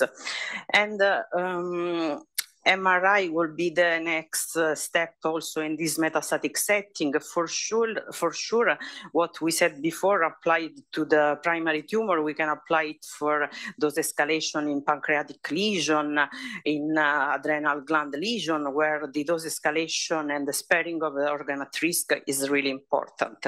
But also, if we look at the data about Carmena and Surtime, now the use of nephrectomy is now has a big decrease based on the results from this study. But what about cytoreductive SBRT of the primary tumor, especially in a setting where now immunotherapy is the standard, and we all know about the integration of immunotherapy and radiotherapy could lead also to better results. And we will see this in these results of the randomized phase 2 trial called the CytoShrink. Just a quick thing about the evidences. We do great about with the retrospective, prospective, meta-analysis. Unfortunately, no randomized trial, not in the primary, not in the oligometastatic setting. So we are facing a paradox: growing enthusiasm in this setting, but limited data. And this was from my ESTRO presentation, comparing with the lung and prostate cancer. We have many randomized trials. Things are better in prospective studies, but we need to work more with the randomized controlled trials, because the unmet needs are the same of the use of SBRT in the other disease. We have to implement the use of functional imaging and focus our attention also in long-term data, because data are still lacking and we need more long-term follow-up. And also we are treating our patients still with evidence-based on phase 2 trial. And also I like to talk about technology and so on, but we need biomarkers. We have to understand the biology of the patient disease, not just the clinical course. We will see also the results of the oligo in this setting, to see also how the conventional treatment versus SBRT can impact also on the oncological outcomes. And for sure, radiotherapy should be considered as part of multidisciplinary care. In this editorial that we wrote with Professor Sayarezek, we pointed out the fact that radiotherapy is a rising ally in multidisciplinary care in many aspects, from the primary to the oligometastatic setting. The future, here I have the conflict of interest. We implemented the use of proton therapy at my institution last year, and maybe the future will be also proton therapy for the primary tumor and also for oligometastatic, but I think that the one fits all is already overcome. Radiotherapy should be considered as a drug. The dose, the schedule, and the modality must be personalized, and precision is not about choosing the best technology in general, but the right one for the right patient. And with this, I finish it, and thanks for the attention. Okay, thank you so much for the kind introduction, and thank you to Matthias, Stephanie, and Sebastian for the invitation and the great organization. So it's a very big pleasure for me to be here discussing the MR-Linac-based application of rectal cancer treatment. As we know, we do have, as radiation oncologists, pretty good results in the treatment of locally advanced rectal cancer, meeting very high quality outcomes in terms of local control, overall disease-free, with some issues related to toxicities, mainly in the patients undergoing surgery after treatment. And rectal cancer is in the current years at a crossroads between two different approaches when feasible from the biological point of view. Of course, some authors and some, of course, disease stage ask for an escalation of the treatment, and in which we play a very important role, like, for example, early intermediate cancers. On the other side, we do have de-escalation attempts, like when biology allows us to use specific therapies, such as immunotherapy in MSI tumors, which counts only for 2 to 5% of the patients. So maybe it's very wise to invest on escalation strategies, because treatment response, so achieving a high rate of response, change the surgical approach, which will change the outcomes of the patients that we have seen before. So the Lars syndrome. And currently you can say that we reach up to 15 to 30% complete response, considering all stages undergoing neoadjuvant chemoradiotherapy. And the achievement of a complete response may help in understanding the non-surgical management of the patient, achieving resections with clean margins, which is particularly important, especially in some anatomical locations in which we can also perform sphincter saving surgery, which is something which has a great importance in terms of quality of life. So we attempted as a community to escalate doses, to change volumes, to experiment new combination of drugs and radiation. But then a new revolution came up in our community, which is the MR-Linac one. Here you see the direct comparison between a standard COMBIM CT, in which the pink volume should be the rectum, and on the other side of your screen, you see mid-rectum gross tumor volume on a 0.35 Tesla positioning imaging. As you can see, the visualization of the gross tumor volumes is way better, opening new frontiers in terms of disease identification and therapy volume creation.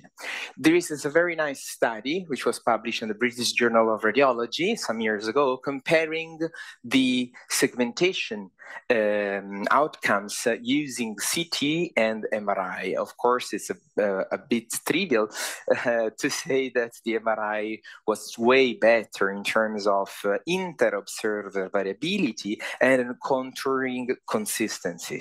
This means that we are able to see better the target, and once we see better something, we are able to cover it with appropriate dose in the largest majority of the time, especially when we apply for online adaptation. And now, thanks to the technological advancements of hybrid MR-Linac units, we do have a very reasonable time for an online adapted fractions, going also under 20 minutes for fractions for 2 grades standard fractionation or slightly hyperfractionated ones. The MR-Linac revolution with the online adaptation brought also new dimensions of development, such as the management of moving targets, both intrafraction and interfraction, of course. Here you see the situation of a young woman who had a very big cyst of the ovary, and this cyst was pretty movable. You see it in a contour with pink color, and you see the difference between 2 fractions. The cyst was moving and pushing the mesorectum away, misplacing the dose distribution, as you can see at the bottom left of the screen. And the need of recalculation of the plan, of course, was imposed, because otherwise we could have missed the targets with the large volume, with the mesorectum in toto. And this is what happens in daily practice with online adaptation, and it's a very big advantage, especially with this unusual anatomical situation. But we have more intuitive advantages, like, for example, the possibility to have adaptive boost, so adaptive dose escalation, such as in this case in which we applied, even if it's a bit unusual in my institution, 5x5 protocol to the mesorectum and all positive nodes 25%, and all the pelvic nodes 25 grades in 5 fractions, and then we have a simultaneous integrated boost defined on the 0.35 Tesla MRI on the gross tumor volume and positive nodes only, going up to 30 gray. And this is standard practice in many countries that do short course radiotherapy, but the same principles can be applied also during standard fractionation long course treatment. And also in between of standard combi CT-based radiotherapy treatments, such as the approach which has been proposed by Chihan about using an adaptive MR-Linac based boost in between the normal weeks of treatments. This has evident advantages in terms of accessibility of the cures. The patients can receive pelvic radiotherapy in another hospital, in another institution, maybe closer to their home, and with less waiting list. And the continuous shrinking of target volume can be very easily managed through online adaptation on a weekly basis, having also a higher biological effect. And this is what happens to the disease in this very elegant cartoon, which was published by Simon Book, showing the baseline situation of different cancer patients and having the images moving and changing every week. This opens the possibility to study and interpret from a biological point of view the longitudinal changes of disease. We are imaging people. We have a lot of imaging techniques in our discipline, and we are now understanding how to use them as personalized precision intervention guidance. So using the images that we have to personalize the treatment in the very, in the most advanced and modern sense of the word, changing also every single fraction according to disease presentation, not only using anatomy, which is very clear on MRIs, but also quantitative information from the MRI. In our institution, we have a very long history of studying rectal cancer, also on imaging, and one of the first application fields that we had in our radiomics department was rectal cancer. So we did not manage to start a study on radiomics on 0.35 Tesla images, if not on rectal cancer. And this is what we've done in a very preliminary study in which we started testing the radiomics profile of feature extracted from positioning imaging at different time points on 16 patients only, of which 5 had a complete response. And we saw that there was a very nice correlation with L least, which is the axis along which the object is less extended. You see here in the responder case, and the gray level non-uniformity, which is a textural feature.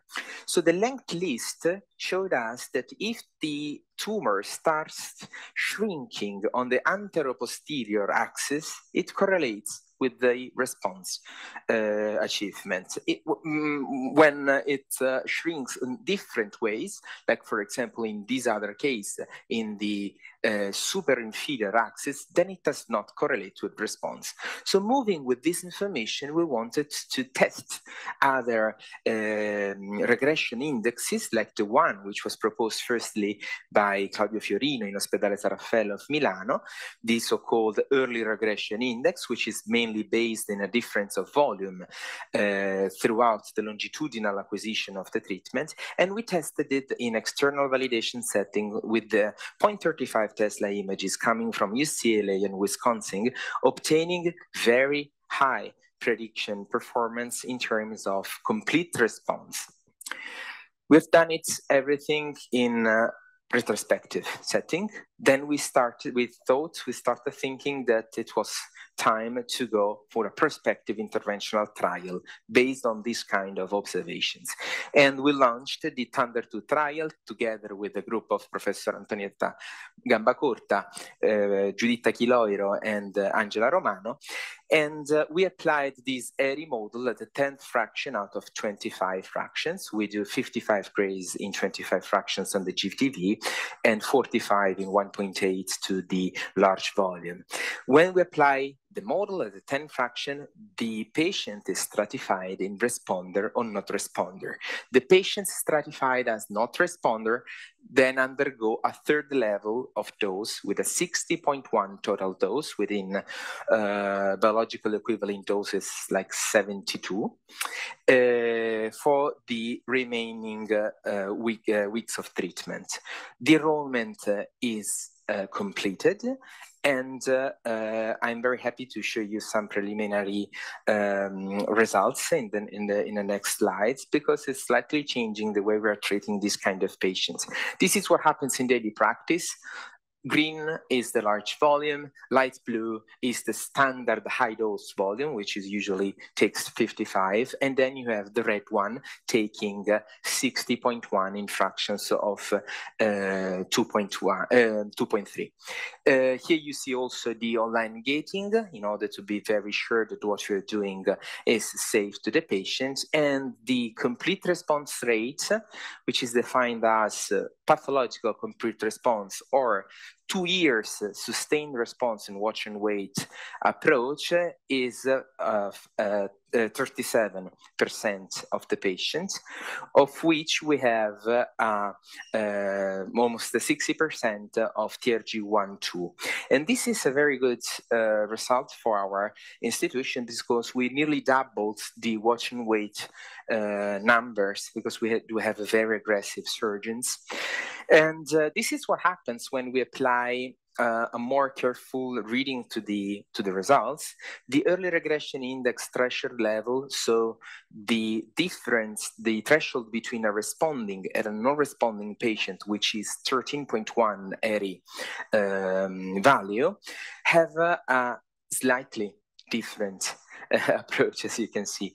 We have in patients which are considered responding by the model, we have 52% of response, but we have almost 25% of complete response in patients who are considered not responding. So if we would have not done anything to this patient, this 23 would have been between 3 and 4% according to literature. So patients with disadvantage in terms of response achievement. At what price? A very low one. We only had one case of grade 3 toxicity, ironically in the arm which was not doing the dose intensification. And if we compare it to literature data with grade 3 or more toxicity, stands between 10% and 20% according to the boosting technique. So we started thinking that maybe we are on the right track, but we can do more. And achieving higher doses in line with an apple showed us some years ago could be a very nice aim because the treatment appears to be very safe. So we started to design new studies, trying to extract new information in order to be more sure of what happens and to really personalize the approach. And this is something we cannot have done without MRI on board. So we tested some radiomics improvement of the ERI-only approach, which is mainly a volumetric index. And the early plus radiomics model was doing slightly better. Of course, this needs to be evaluated in other analysis and maybe completed with other omics information. And this is the what the Moreover trial is doing in this month. We got a very big support from AIRC, the Italian Association for Research Against Cancer, who gave us 1.5 million euros in order to do this study, and is 60 years old this year, so it's pretty good. It's a pretty important birthday for AIRC. I want to share this information with you, and we are very thankful to them because they funded this study that will enrich the radiomics only and image only information also with ctDNA and microbiota. This meaning that we will have, for the first time, 3 different time points ctDNA through site oncology by Lumina, more than 500 genes sequencing of all the patients on liquid biopsy, meaning that we will follow all the selection processes that can happen on the genomic side. Same for microbiota. The aim is to identify and trigger new response enhanced strategies that will be useful to further personalize the treatments and maybe even de-escalate dose radiation if we found new keys and in order to find new treatments, like for example antibiotics conditioning in people with an hostile microbiota, which will be linked to disease progression or toxicity. So the take-home message is that we are trying to improve the characterization of disease mainly through longitudinal analysis, not directly with staging imaging anymore, but understanding how the things will move. Of course, this is something that you can do better when you're doing long course treatment. It's pretty evident, but we can also try to export this model with other diseases and other fractionation. We are pushing towards a biology-driven use of technology, and that's where quantitative information coming for diffusion maybe, and new sequencing that can be done on board will enrich the experience and the therapeutic approach. And this exploration of response enhancing strategies, of course, will rely on a more mature knowledge of omics sciences.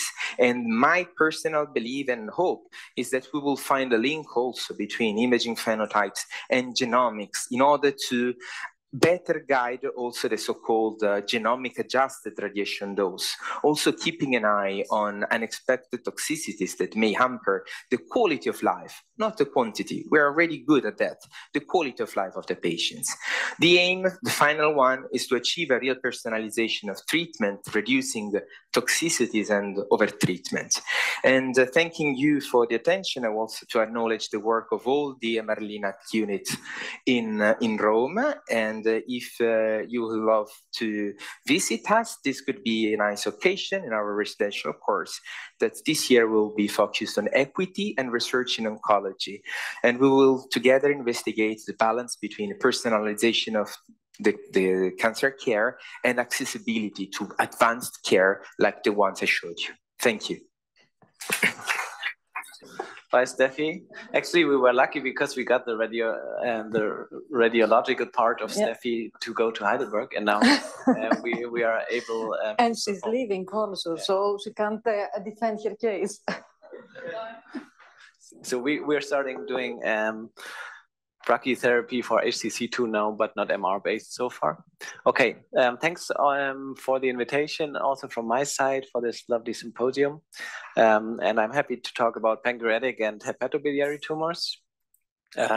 First of all, I wanted to start with the MR infrastructure we have in Heidelberg, because as Matthias mentioned at the beginning, I think we share the common interest that we try to establish like a modular system where we can use not built-in solutions, but two separate machines to work together. First of all, we have a few-ray MR-Linac system that we use for MR-guided radiotherapy, but we also have 3 MRI machines that we have access to.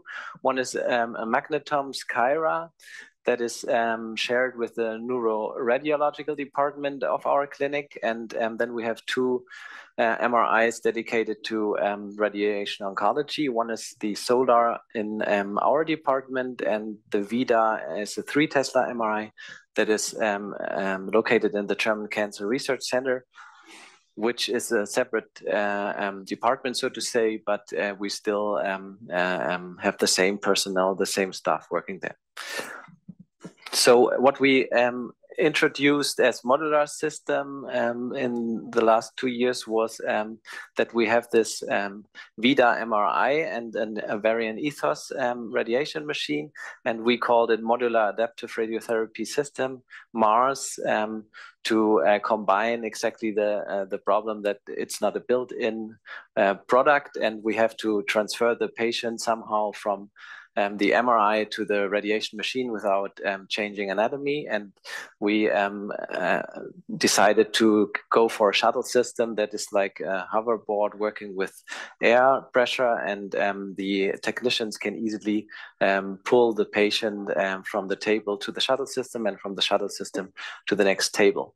And it offers the possibility, as Matthias already mentioned in his introduction, to not combine only 2 machines, but also to combine it with other machines like a PET CT scanner, PET MRI scanner, or you can exchange one MRI if you want to improve on that direction, or also use the machine separately to be more efficient. So I think that's an interesting concept, and we also use the same procedure now, or starting to use it at the particle facility.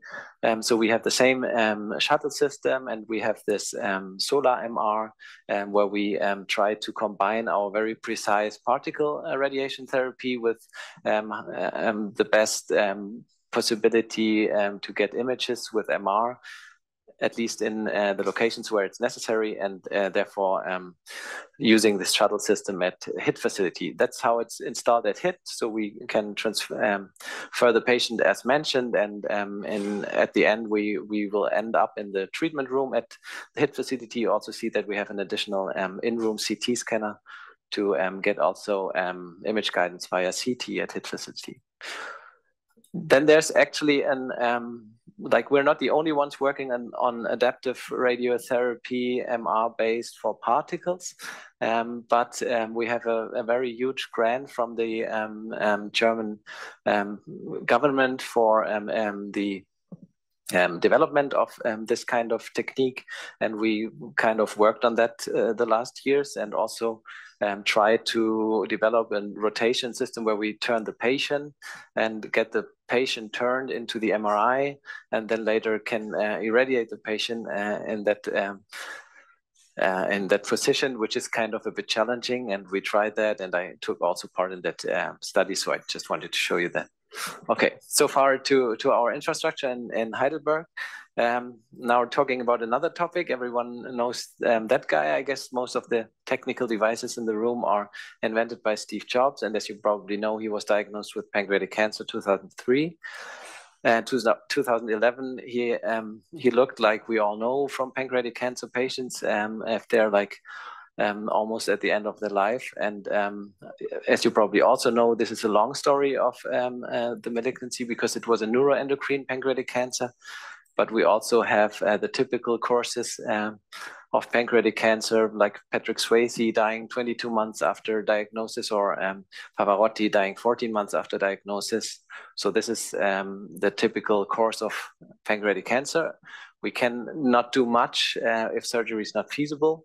And certainly we have to improve radiotherapy to help these patients live longer and to improve quality of life. And pancreatic cancer and radiotherapy has a long story with trial and error and not finding the best solution so far. So usually we don't have a lot of improvement in overall survival, but we can improve local tumor control.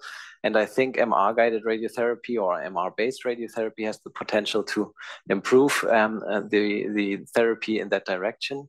And the helpless situation, so to say, that we have currently is also a bit pointed out in the NCCN guideline. That's what I wanted to show you here. To be honest, it's just for locally recurrent pancreatic cancer, but if you go through the guidelines for pancreatic cancer, you find similar things on various situations. So the recommendation to treat in that situation, locally recurrent pancreatic cancer, is either to treat them in a clinical trial. I guess that's everybody could accept that, or you give systemic therapy. It's also reasonable in pancreatic cancer. You can combine it with chemoradiation, sure, if they are stable and you go for local control, or you do SBRT if it has not been done before, or you skip the whole chemotherapy thing and you do SBRT directly, or you do even nothing and just go for best supportive care. So the problem is, I think there's a lot of room for improvement, but because as you see, you can do everything or you can do nothing, we don't know too much on how to help these patients. So one thing, or the most important thing that came out in the last years and can maybe improve therapy for pancreatic cancer, especially radiotherapy, is SBRT. And I think that's also the room where we have to look at MR imaging. And this is an older analysis, but of, I think it's like 8,000 patients, just looking at SBRT versus normal fractionation. And SBRT seems to be, even in this older cohort, an overall survival benefit. Could be biased, it's a large cohort analysis. Still, SBRT was on a rise, starting with Herman 2015. With that 33 gray concept in 5 fraction that is quite common, tested with gemcitabine, and also tested with FOLFIRINOX later on with kind of good results, low toxicity rates, and or let's say mediocre results. Then we saw over the years that for sure, as for all malignancies, or almost all, there's like a dose dependency, and if you go higher with the biological equivalent dose, you will reach better overall survival rates. And we finally are at the moment, I think, at this Rheingold concept. That's not really an SBRT concept. It's more a hypofractionated concept with 67.5 and 15 fractions. But they reach BD of almost 100 gray, and they reach median overall survival of over 20 months, which is quite impressive. So I think SBRT has the potential to improve pancreatic cancer radiotherapy. And performing SBRT, we sure need MRI. And that's why I'm also talking about these malignancies today. Why using MRI in radiation therapy planning? I think one is very evident. We've seen a lot of images today demonstrating that target volume definition can be improved by using MR imaging, and that's for sure also true for pancreatic cancer. It's not in every case that it's beneficial, but it's in a lot of cases. But I would go especially for OAR definition. If you ever try to irradiate pancreatic cancer, you often it's often difficult with CT imaging to distinguish between duodenum and pancreas, or even the pancreatic tumor. Often it's located in the head, and you often or usually have the duodenal C, and it's kind of difficult to really spare the duodenum if you don't know where it is. So usually you need a T2 MR sequence to be sure where is duodenum, where is pancreas, and where is tumor. And there's another thing that is recommended for pancreatic surgeons to perform MR imaging before surgery to be sure that there's no liver metastasis. And we should, in my opinion, do the same if we do irradiation with these patients. We should also perform MRI before to make sure that there's no liver metastasis. And you can use this MR imaging for sure for radiation planning purposes. Another aspect is the postoperative situation. Often patients are in very anatomically delicate and complicated situations. That's an imaging of Thomas Brunner. So you have in that case, the pancreatic oeonostomy and the pancreas, the rest of the pancreas, which has been left. And it's very hard to define the right anatomy, and the MRI helps really very much in that situation, or you cannot even do that without MRI imaging. Data on MR-guided SBRT, I think there's quite already a lot out there. I think the most important being the SMART trial with 130 patients. It was a mixture between locally advanced and borderline resectable patients. Most of them got FOLFIRINOX, and they had quite an advanced treatment scheme with 50 gray and 5 fractions. I think that's also where we have to head to really get like these high tumor responses. And a third of them, of these patients, got resected, and the R0 resection rate was in the end 91%, and the median overall survival of the whole cohort also 23 months, so quite impressive. Nevertheless, there were almost half of them were borderline resectable, so you still have to consider if that would have been the same in the locally advanced cohort, but the patients that could get resected really showed a very, very impressive overall survival. So I think there's reasons to do MR-guided SBRT of pancreatic cancer, and we all should do. Toxicity rates are quite low. I just will skip that slide and go over to the Danish phase 2 trial, which is also out there with 22 patients, only locally advanced pancreatic cancer patients, also 50 gray and 5 fractions. And some of the patients got a little bit of a higher dose, but with more fractions, and also a kind of better R0 resection rate that we would usually expect, but only 1/5 of the patients got resected in the end. So I think there's data out there to do MR-guided radiotherapy of pancreatic cancer, and we should go for SBRT. But there's also other indications coming up in pancreatic cancer that we should use MR-based radiation therapy. We already heard about oligometastatic disease from Alison Tree, that not every oligometastasis needs MR imaging. I totally agree, but a lot of these pancreatic cancer oligometastasis occur in the liver. So in the liver, it's definitely beneficial. And the data I wanted to present, most of you probably know them, is from Ethan Ludmir from MD Anderson. The Extend trial, it was a basket trial, but he had a separate cohort in that basket trial of pancreatic cancer patients, around 40 something. And they included actually until 5 metastases and opened the field, so to say, of oligometastatic radiotherapy also for pancreatic cancer, which is kind of quite new because it's really hard to convince oncologists that pancreatic cancer is a disease where oligometastasis should be treated. They believe that systemic therapy is the only option they have. But Ethan Ludmir could demonstrate in that very small cohort that the progression-free survival, which was the primary endpoint of the trial, could be impressively improved by metastasis-directed therapy, which was the experimental arm, and the standard arm was chemotherapy only.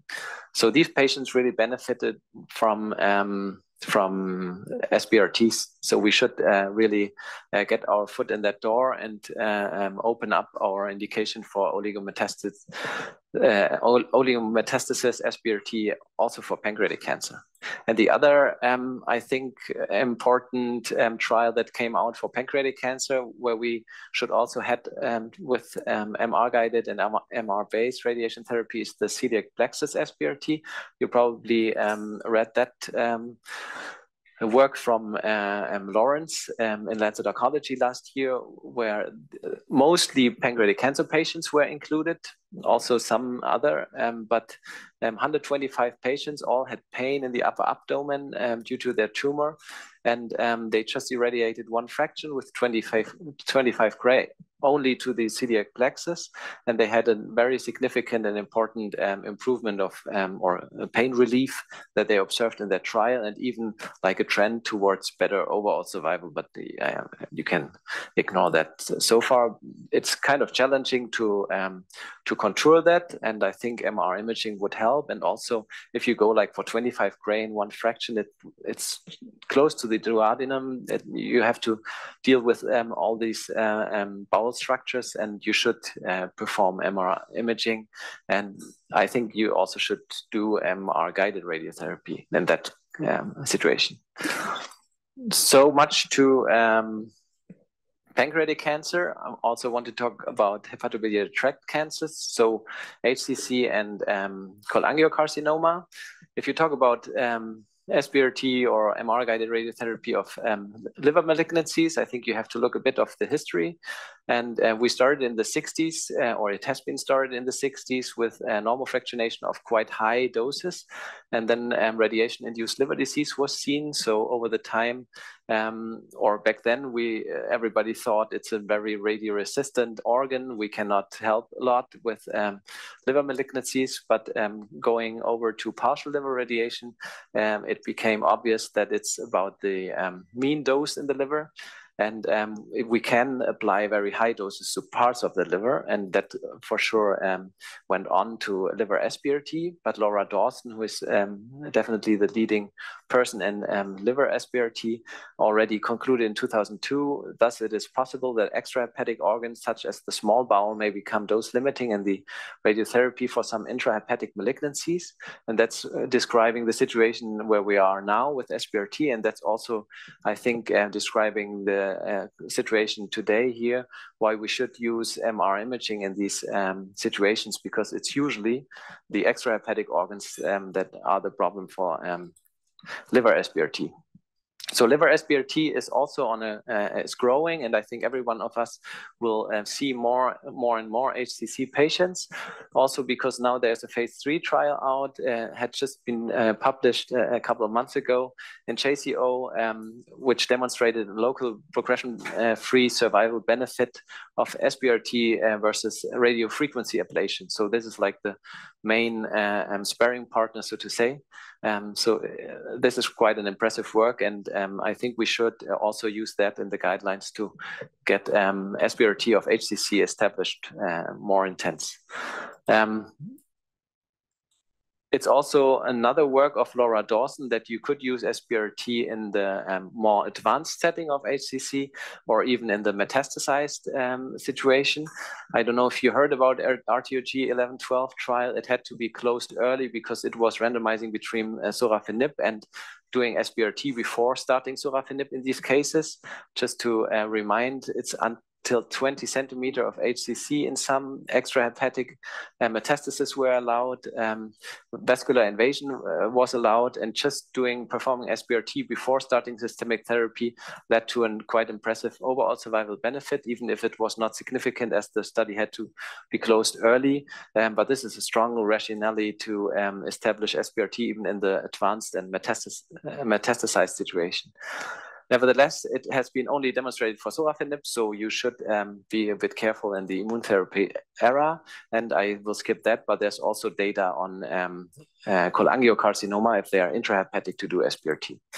Why using now MRI for liver malignancies? I think this is quite obvious that you see these tumors, as Steffi already demonstrated before, even in low field MR imaging, it is a huge difference to CT. So without MR, you practically see nothing. And to overcome the main problem of motion, mostly respiratory movement, we have different strategies with abdominal compression here in the same patients or with an ITV concept that we usually use, and we try to overcome them with different techniques. We saw HDR brachytherapy early on. I didn't talk too much about the protons, but one of the data were proton data. We also try carbon ions with HCC and intrahepatic cholangiocarcinoma, and for sure also MR-guided radiotherapy. And usually the most benefiting part there is to see the bowel, but also to be able to do gating. And for sure, I mean, I probably don't have to show that video, but if you use gating, you can dramatically reduce the volume you have to treat comparing to an ITV concept. And we kind of see that advantage that everybody has demonstrated today, that you can adapt to the bowel situation of the day, and you finally get less PDV coverage violation, less OER violation, and less less high or too high doses to the organs at risk. And that's why we started Maestro trial, which is running currently. That's the last thing I wanted to show. It's a prospective phase 2 trial, and we randomize in 3 arms. So we try to achieve a BED of over 100 gray. If we can achieve it, then we randomize between MR-guided SBRT and an ITV SBRT concept on a C-arm linac. And if we cannot achieve it, then we say, okay, that patient is definitely something for MR-guided SBRT, and these are also included. And these first interim results of 20 patients that all got MR-guided radiotherapy, we compared them with the ITV SBRT plans, and we could demonstrate that in 40% of the patients we could either improve BED or significantly reduce the number of fractions that we use in these settings, because the less scary it gets, the less fractions you can give. One example, as last slide, is this patient of this Maestro trial. We usually use planning risk volumes for our ITV SBRT concept. So that's like the PRV of the bowel, more or less. And we had to accept like a less or a decrease in dose at that in that situation. But with MR guidance, for sure, we could get the full volume irradiated. So these are really patients that benefit from MR-guided radiotherapy. With that, I wanted to come to an end and ask ChatGPT what would happen if magnetic resonance imaging ruled the world. I don't know if that version of MR exists in Zurich. We don't have this one, but yeah, that's it. Thanks you for your attention, and I'm happy to answer any questions. Okay, thank you for the introduction, and thanks to Steffi, Sebastian, Matthias for inviting me here. as I discussed with them up front, I will present you like a intermediate analysis of a feasibility study we do on sCT. Most of the issues I mentioned, I think are present to you also from lectures earlier today. We are going to a workflow where we move from CT and MR usage to an MR-only workflow, where we use synthetic CT generated for treatment planning, but also for patient positioning. So we will basically have an MR image, and we can create a synthetic CT, which is more or less looking like the planning CT. The motivation, as we heard a number of times today, is reduction of registration errors. It is a more streamlined workflow. You could reduce imaging dose from CT imaging and potentially cost effectiveness. For me, most important is reduction of registration errors. And then you can, of course, also use MR only, as we heard numerous times today, for MR Linux, or I came up with that phrase after visiting the clinic here yesterday, to an MR next to an Linac for some kind of offline or semi-online adaptive approach. The algorithms for synthetic CTs are around for 10, 15 years. It started with, let's say, cross-bulk density overrides, and of course is now AI-based and limited to brain, pelvis, and head and neck patients, to my knowledge, for the commercial algorithms. And you can use different MR contrasts. You can use it from software running on the MR or from software provided by additional vendors not part of MR imaging itself. In our case, we use the software embedded into our Siemens scanners. We also have an MR Solar in our department, which we can use for planning MR purposes. And it's an AI-based sequence running in 3.5 minutes, producing synthetic CTs, which really have continuous sound field units. We just use it out of the box as it comes with our MR scanner. If you consider such a workflow, it's important to focus on quality assurance.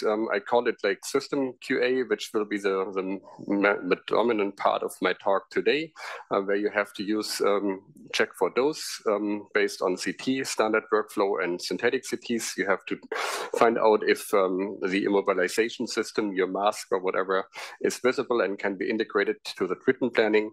You have to check if the synthetic data is valid for patient positioning, if it works for independent dose calculation tools, and so far we do not have end-to-end test phantoms, which is one, let's say, limitation for the whole system QA. And in addition, you have to work on patient-specific QA. And there is nice material from Astro, where from a physics workshop, all these challenges are provided. More or less in parallel to that work, we started to focus on these issues as well. So we had in one PhD work of Siti Masito, she looked for the dosimetric accuracy and also for the feasibility for image guidance using our 2D brain lab exact system we wanted to use for that kind of purpose. And we did in order of 25 patients over a couple of months, where we basically did an sCT next to the standard workflow. And then we did 2 plans. The clinical plan was recalculated on the synthetic CT, and vice versa. We optimized the plan on the synthetic CT and recalculated on the planning CT.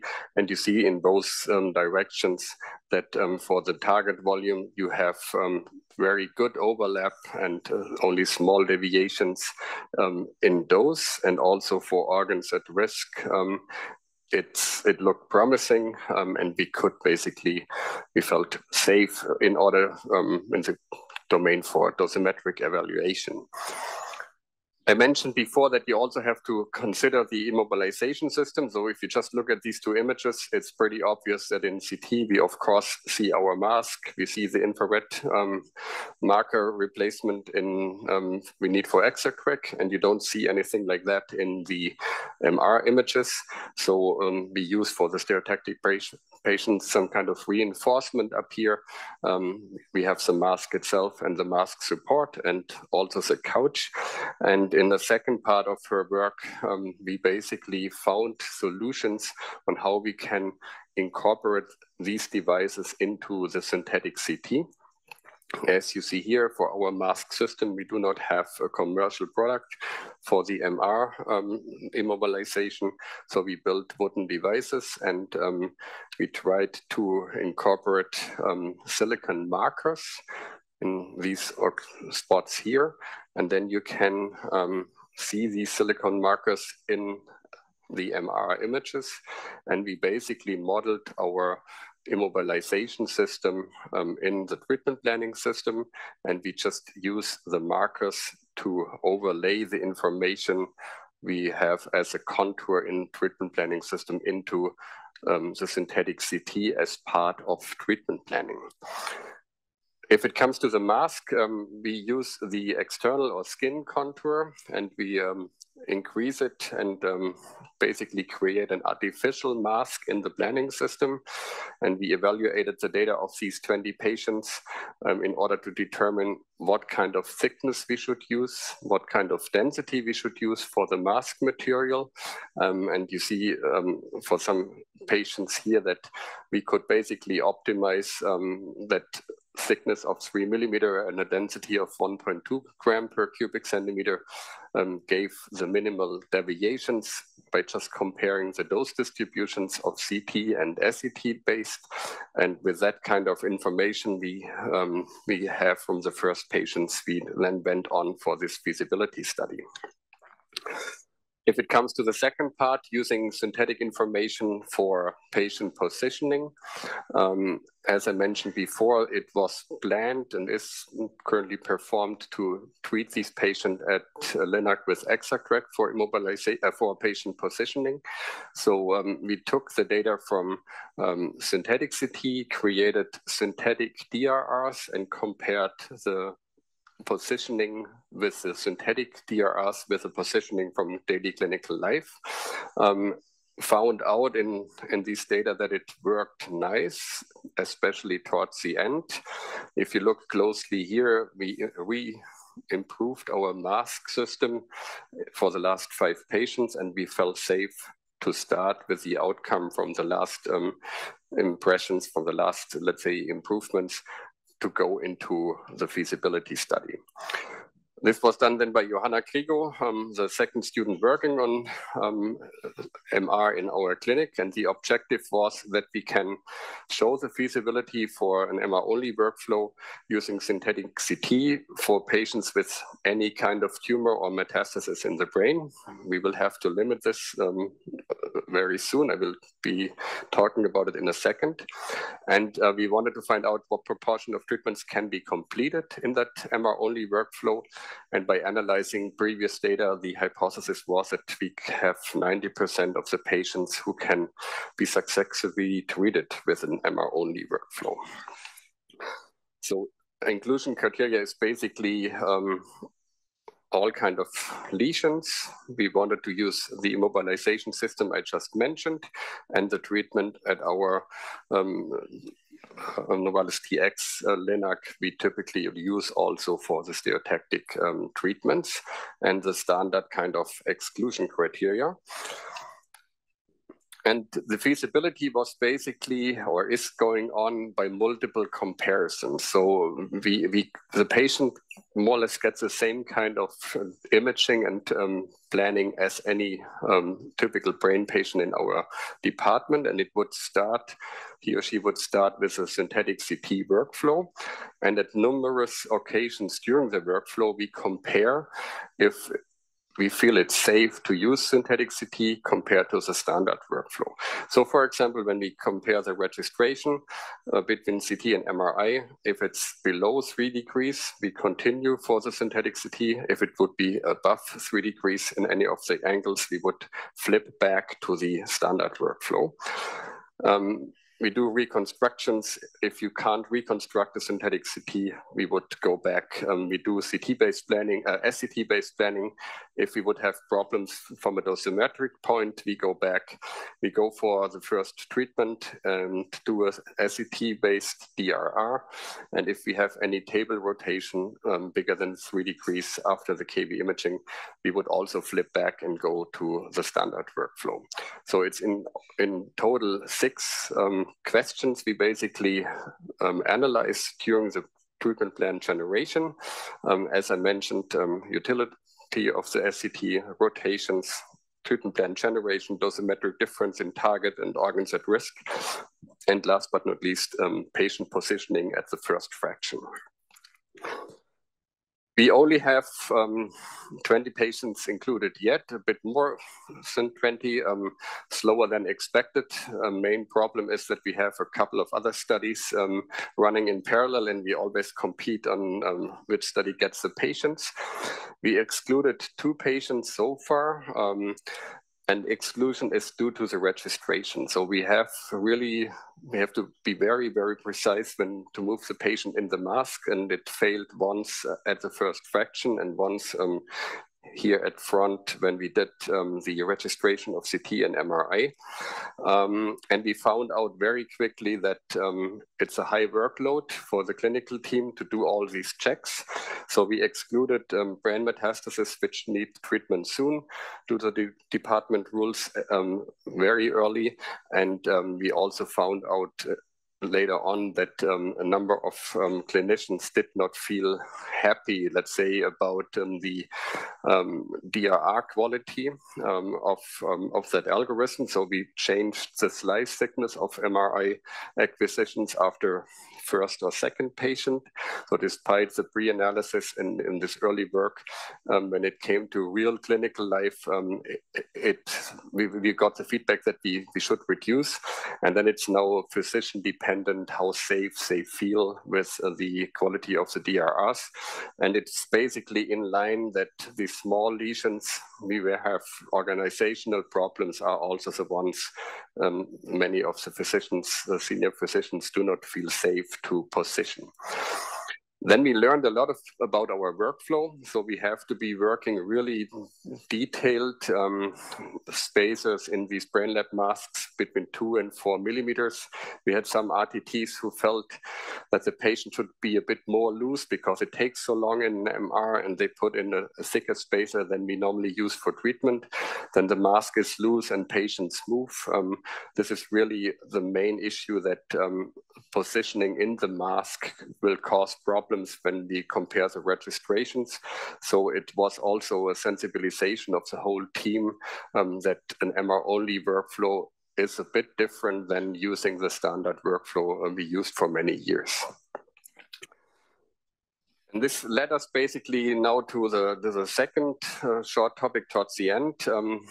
We started to use volunteer scans and wanted to find out if we have an alternative to end-to-end tests to check the reproducibility of synthetic CTs. So 8 of us, including myself, now go to an MR scan on a weekly level to now 4-week spacing between 2 scans. So we have 8 volunteers. We lie in an MR for 10 minutes. We get 3 scans in a row, and weekly to now monthly scans. And we compare synthetic CTs. We take images and some, let's say, data of weight increase or whatever. Niklas Axer is the student working on that. He presented at ASTRO the first results. So first we look at the repeatability of the algorithm. Then we look for stability. That means 2 scans are just done back to back. We don't move in between. Then we go out of the mask, walk around the MR, go into the mask again.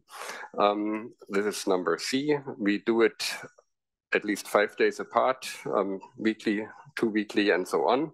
And then we can compare over the series of nearly a year now how we change as healthy adults, let's say. And meanwhile, I think it's even more important to learn about how reproducible is positioning in the mask. That's myself in the mask, and we registered to these little silicone markers. And it just, of course, I'm very aware how I have to go in there, but just the tension of my shoulders and whatever shows us that even healthy people will move in a mask. And I don't know how it will be for patients who have, let's say, other problems and are severe ill and consider it completely different than me lying in with a research context and typically falling asleep in the MR. We found out that the generation is deterministic. So if you produce an sCT, it will be the same if you use the same MR image. If you look at the combination B, that's 2 scans in a row. This is, of course, best outcome.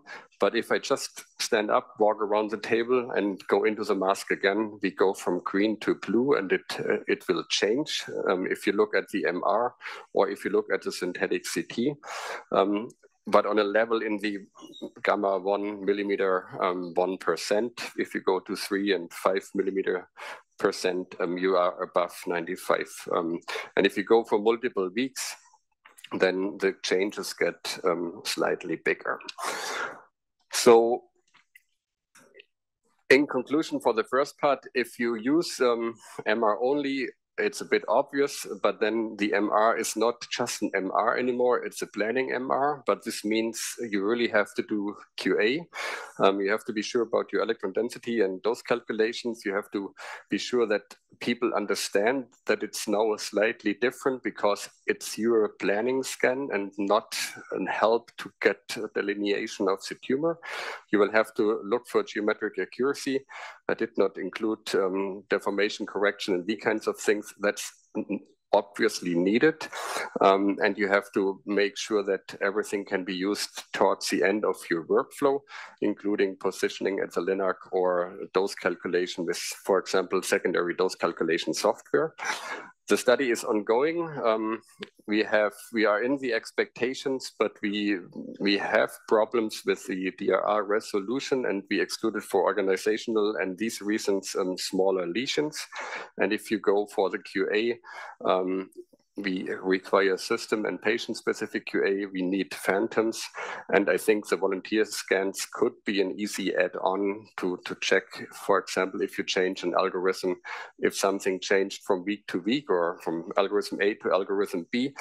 But also they show you how sensitive each part of your workflow is to small changes if you really work on multiple scans per week on this kind of topic.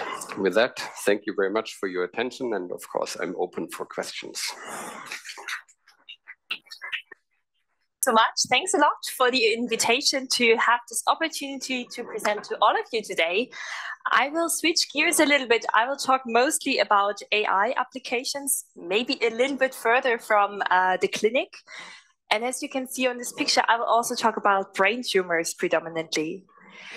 And I would like to look back a little bit into the motivation of this project, which is about the underlying biology of our tumors. I think we've heard a little bit already about geometric adaptations and then also about the dose painting for hypoxia, for example. And I would like to address here the CTV definition. And I mean, this is a very recent guideline about how we come from the GTV to the CTV, and then we also have the PTV, which we heard a lot about today. And I was not completely surprised, but we still have these isotropic margins, these extensions from the GTV to arrive at the CTV. And the question was, is this really still something that we can defend, knowing that there's underlying biology of this microscopic infiltration of these tumor cells? And do these margins actually reflect that? And when I look in the literature, there is a number of studies, and I picked this one here, which argue that potentially this is not the case. And actually, infiltration of cells is not isotropic. And that, of course, also means that we should potentially account for this when we define our CTVs and also when we dose the patients. So the question is, does it make a difference? And I think there's not a lot of clinical evidence for this yet, but I still wanted to briefly mention this study, which was presented at SNO in in the end of 2024, which is a study from Christoph's lab, where they used an AI algorithm to predict the likely location of recurrence in newly diagnosed GBM patients, and then escalated the dose to these regions. And what they actually observed, and this is very preliminary data, is a potential difference in overall survival for these patients. So I think that is a first motivation to think about that it might matter. And this is also the motivation of coming back to this, and also the motivation for the study that we are doing, looking into if we can actually predict microscopic infiltration, meaning where a tumor, and here particular brain tumor, is most likely going to progress towards in the next imaging step if there was no clinical intervention. And so with that in mind, we have to also be aware of the limitations that we have, right? It would be nice to be able to have these personalized predictions for each of our patients.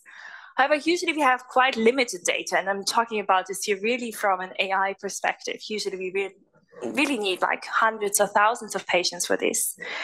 And then at the same time, we're often dealing with longitudinal trajectories. So here we also want to be able to account for the trends that we see overall in the dynamics. And while there is a lot of success, for example, in video generation happening in like real life images, I'm sure all of you have used some of these tools or seen some of these tools on YouTube. This is not a reality in the medical domain yet. And one of the major reasons is the amount of data that we have. We do not have timely spaced follow-up images, and in particular not densely spaced MRIs in that domain of data that we would need here. And so this brings me to kind of this topic that I would like to discuss today, which is about how we could model anatomical tumor growth given these constraints. And the first part is a project currently undertaken by my PhD student, Daria. She's just started her second year, and it's all about looking into how we can use that data. And the concept is actually quite similar to what I think also a lot of you have used. Everyone is aware of ChatGPT. Nowadays, it's actually really good also in generating images.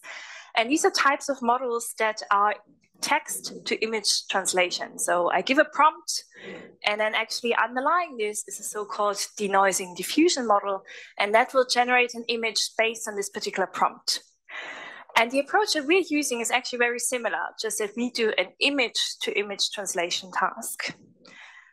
And very specifically, what we have here is that we trigger the algorithm, or we prime it with the anatomy that we currently observe. So for example, the pre-treatment scan of our patient. And then we have this noising process. So we gradually add noise to this image. And what the model actually learns is the second part. So this denoising process down here. So where we learn to gradually remove this noise. And initially, this is trained just to learn a denoising process. But what is so nice, and this is also how these fancy image generations work, is that in this very noisy phase here, you actually have an opportunity to change the directionality of what the reconstructed image will look like. And here we are injecting a growth factor, saying that we have an estimate of the current tumor size, and we have a separate independent model that quantifies that. And we can use the gradient of that model to direct this denoising towards a different size that we predefine. And for example, like this, I can increase the size of this tumor so that we obtain in the end an MRI image of the same geometry as the starting image, just with a larger tumor. And I do want to stress that this is not something that my group here developed, but this is something that was first presented here by Volib et al. A little while ago. Not specific to these types of tumors, but it was about the concept. And we wanted to now see if we can actually apply this. And for this, we need a very particular setting also of data. And I will show a lot of results here today for a pediatric type of brain tumor, diffuse midline glioma. It's a rare type of brain tumor located in the brainstem, such as the pons and the thalamus. It's a very poor prognosis, and radiotherapy actually is quite important in the management for these patients because surgical intervention is not possible. And while this is very difficult, of course, for these patients, it also means from a data perspective that here we have continuous observation of this tumor as it responds to radiation and then potentially also regrows. So there's no kind of dissection of the data flow here. And so what we wanted to do is to take these diffusion models and evaluate how clinically realistic are the images that we can generate with these approaches. So first of all, we wanted to check how realistic are these to a human observer, but then also how realistic are they in terms of generating the next iteration of a longitudinal growth trajectory. And then also looking, of course, in quantitative metrics in this context. And the data that we used for this is predominantly of public origin. So we used the brain tumor segmentation challenge data, which comprises over 1,000 adult, mostly GBM patients. And then we had only a small set of around 140 pediatric cases, and those were mixed between astrocytoma and also diffuse midline glioma. And what is important is that all of this data actually is single time point. So I do not need longitudinal data in order to train this. But what we actually learn is an abstraction of what MR images of patients with brain tumors generally look like. And because these images are coming from different stages, we actually have a variety of tumor sizes, tumor locations, and therefore can abstract these growth patterns. However, what is important is that the anatomical location between glioblastomas and diffuse midline glioma is quite different, right? So some are hemispheric and the other ones are in the brainstem. And that was a big question, how is this going to work?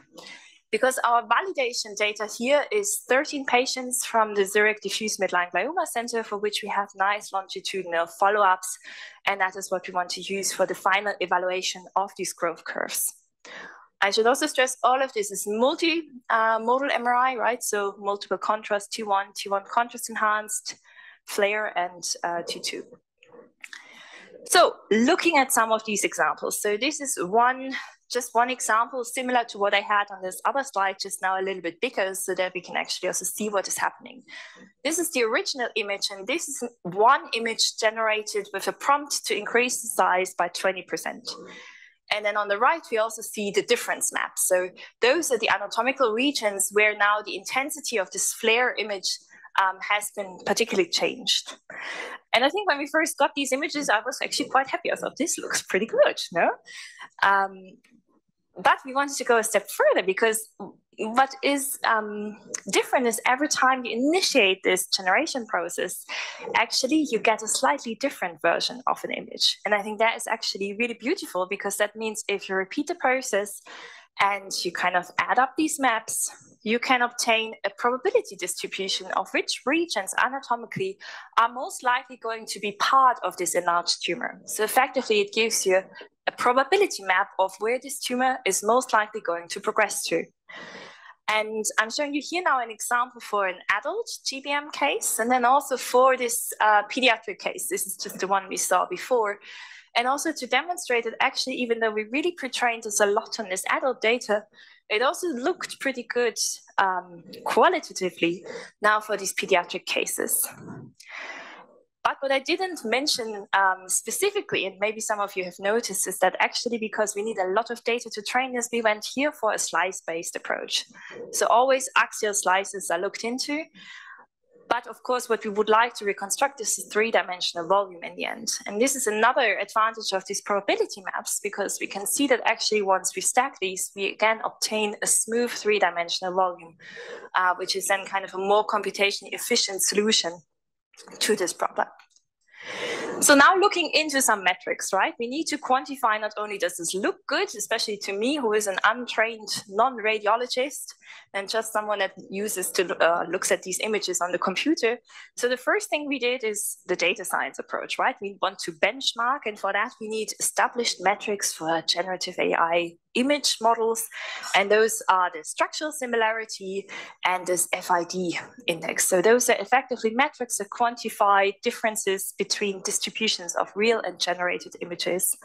And then we also have here the peak signal to noise ratio, which is also quite often used.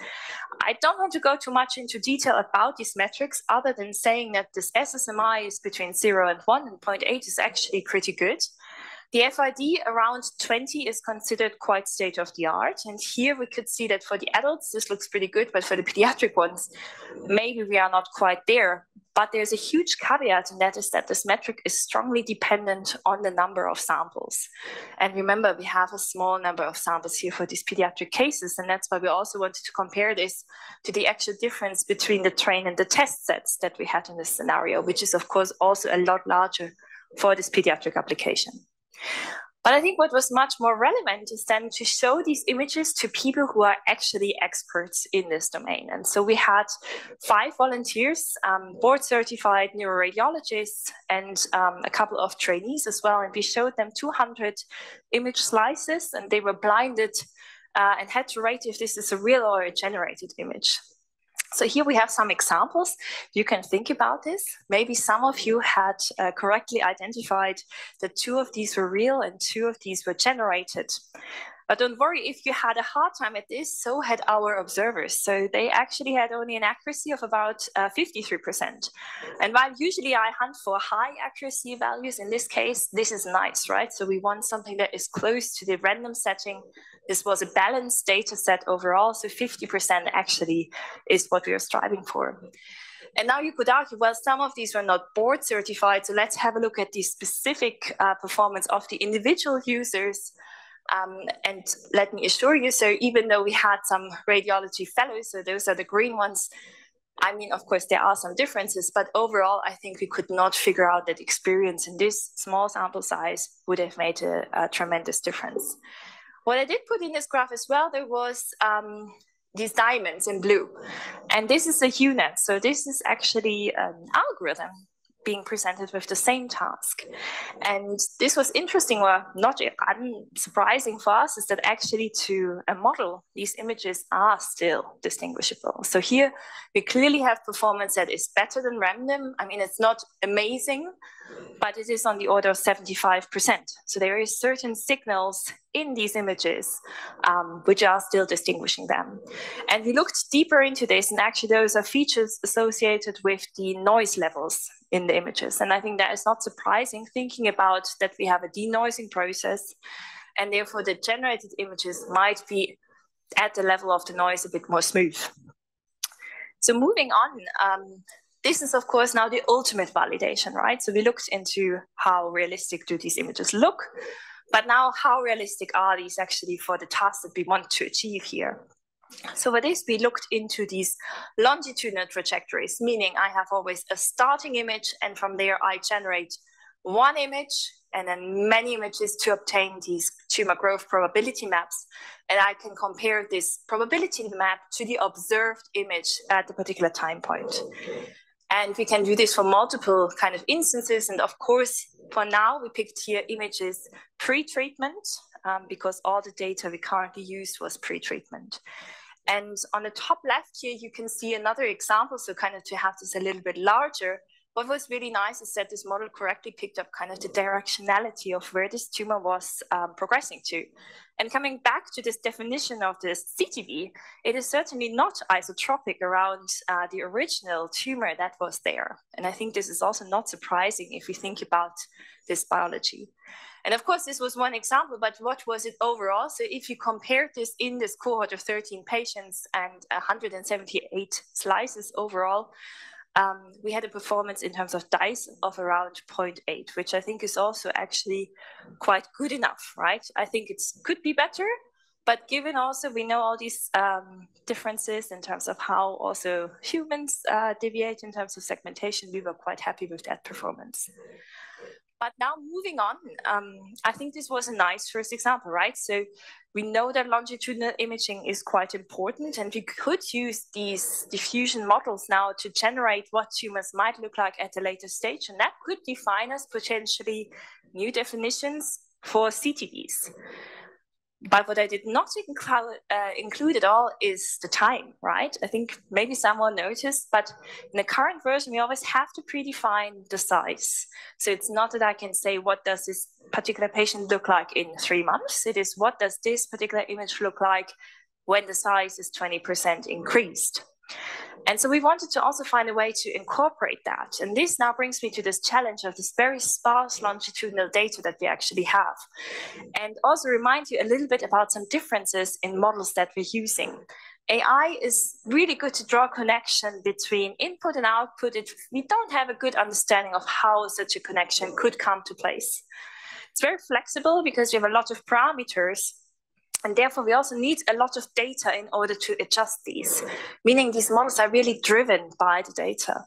But there's another kind of model, I think, that was used especially before the big age of AI way more, and those are mechanistic models. So where we would like to really formulate our current understanding in equations, meaning I know roughly how a certain dynamic would look like, and I can use, for example, differential equations to describe this. And the beauty is that here usually we have very few parameters, meaning we need much less data, and I can actually even fit this model at the individual patient level. And therefore these are much more driven by the current understanding. And so what we wanted to use is to put these two things together and kind of marry them up so that we could obtain a prediction of space and time in the end. So for this, we have a second project ongoing, modeling tumor response dynamics. This is led by Dr. Eftimis Georgiou. He's a postdoc in my group. And we really wanted to tackle this from a perspective of differential equations. So how can we model, and really with very simple dynamics, because we only have on the order of 5 or 6 individual data points for these trajectories. So the easiest thing you can come up with in math is an exponential, right? So I think this has its limitations.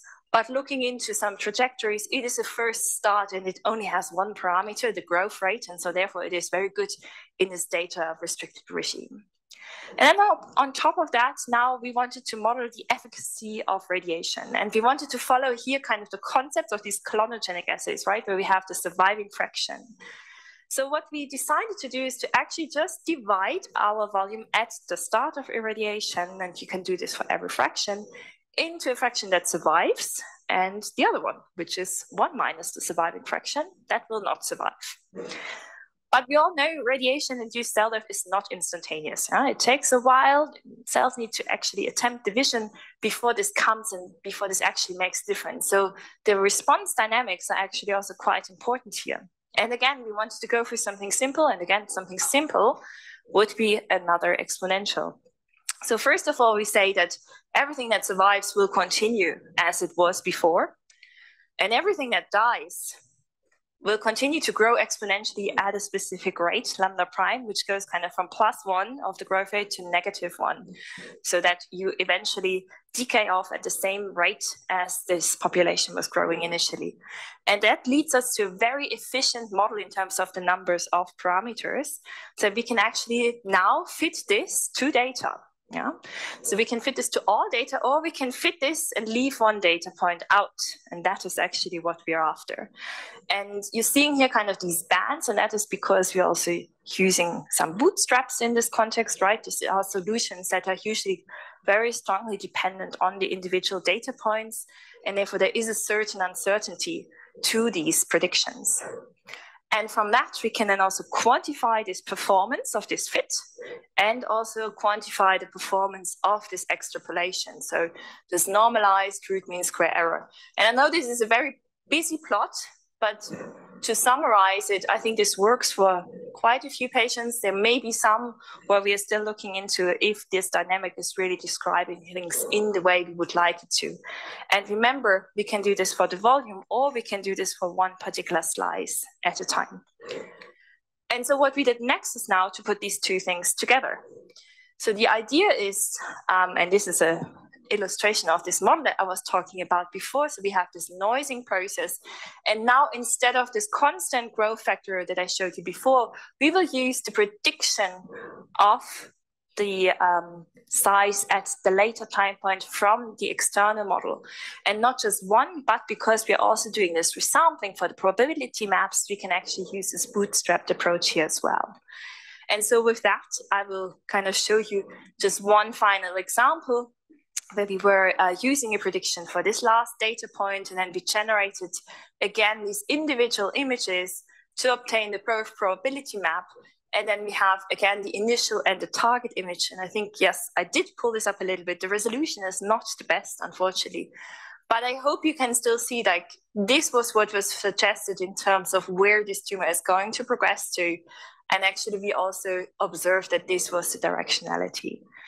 So certainly there are still a lot of things that we want to look into, but I think this is a nice starting point to see how we can kind of take the best of different types of approaches to come to something that potentially could be quite relevant clinically, not only for CTV definitions, but also to monitor and predict when a patient might have to come back for follow-up imaging, to generate synthetic controls, what a patient would look like in the absence of treatment. And therefore, I hope that you also agree that this is actually quite an exciting topic. And with this, I would like to thank you for your attention, and of course, my team, and in particular, Daria and Eftimis, for their support in this project. And as you heard in the introduction, I think there's also a very large team behind me, and this is the Center for AI in Radiation Oncology, which has just started and is also really supporting this project. Thank you very much. Perfect. Good afternoon. Welcome to the last talk of today's MR in Radiation Oncology Symposium. I'm very happy to see so many people still in the room, very happy to see so many people still online. I will be talking about recent developments in the innovation space here at our department. And I'm just noticing that I'm missing this piece of technology. And I would like to start off my talk by really thanking all speakers and moderators for a very engaging day. I greatly enjoyed the presentations. I learned a lot. Thank you to the audience for engaging, for the Q&A. It's been really a very exciting day. I've prepared the following agenda, another 20-25 minutes between you and the beautiful weather outside, potentially the sunset over the Zurich Lake. I would like to give you my conclusions first, then spend a little bit of time talking about MR in medicine and MR in radiation oncology. I'll be quick because we've heard a lot about that already today. And I want to spend the large amount of time speaking about the developments here at our department. I want to make this an interactive session, so please get your phones out here in the audience, but also online. Scan this QR code. I have a test question on the next slide. Let's see whether this works. So I would like to know from you 10 years from now, how will our discipline look like in terms of AMR integration? You got 30 seconds. Let's go. It's also in the top right-hand corner. But sure, we can also scan it in the large.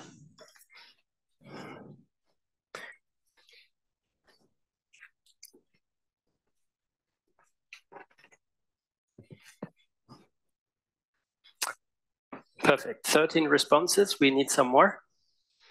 27. Let's go for 50.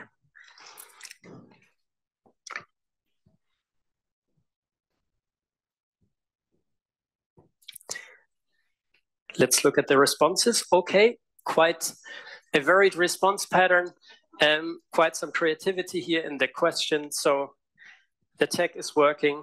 Awesome. Let's go. So I'll start with my conclusions. I would like to show you that low field MR has great potential for our discipline. It will enable us to make care more accessible, more patient-friendly and personalized.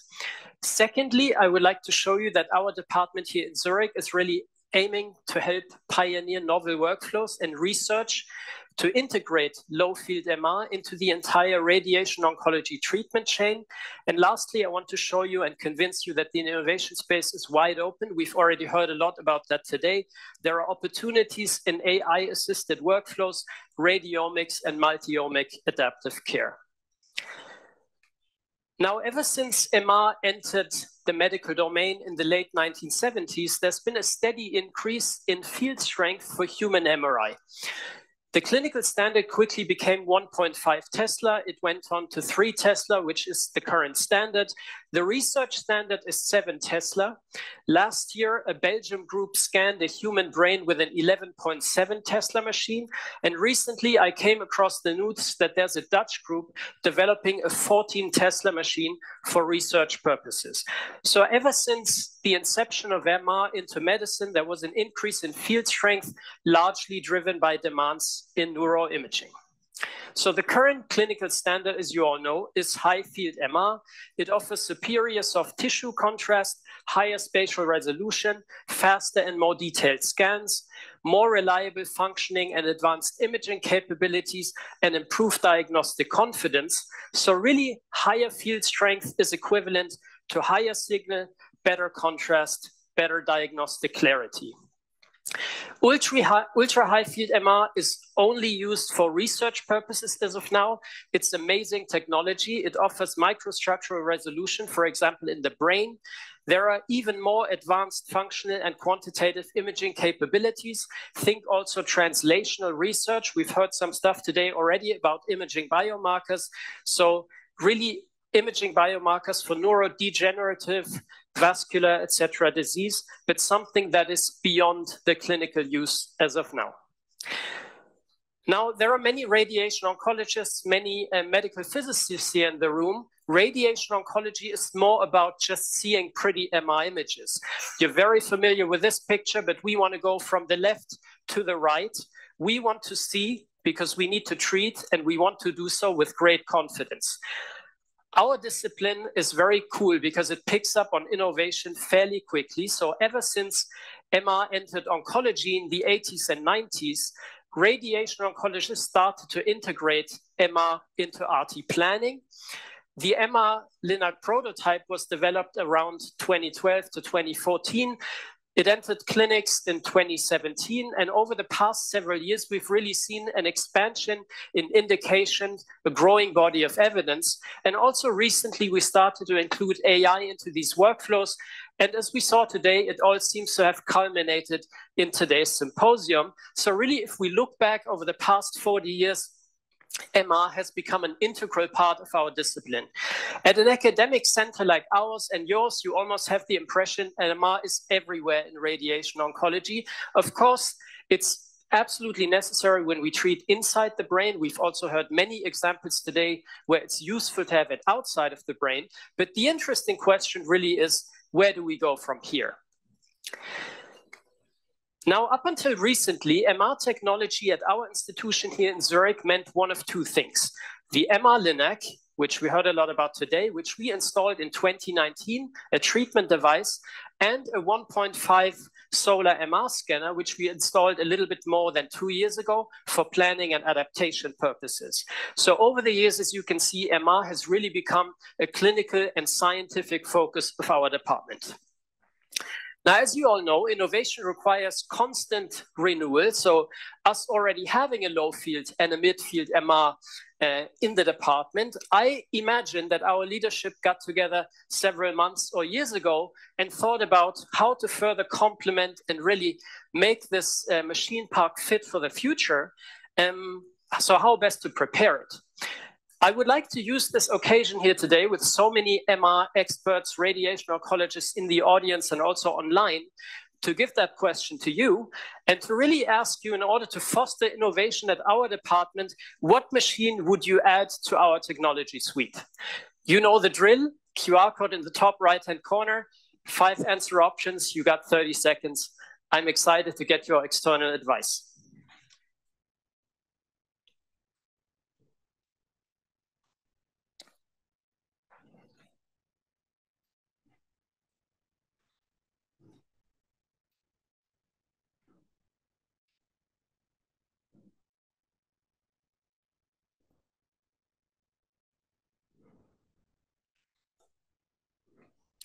Let's go for 60.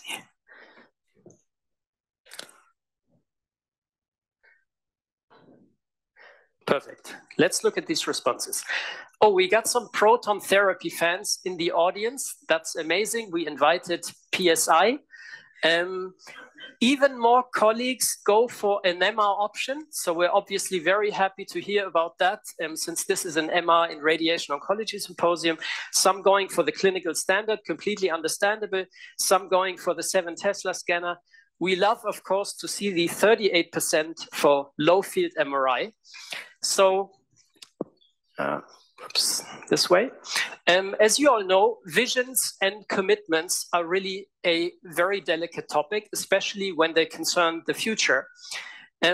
This lady, Michelle Obama, in the 2024 presidential election campaign, as we painfully see in the news every day these days, had to confront reality and realize that her vision of when they go low, we go high, did not really become reality. We have a different president here in the room today. That is the president of Estro.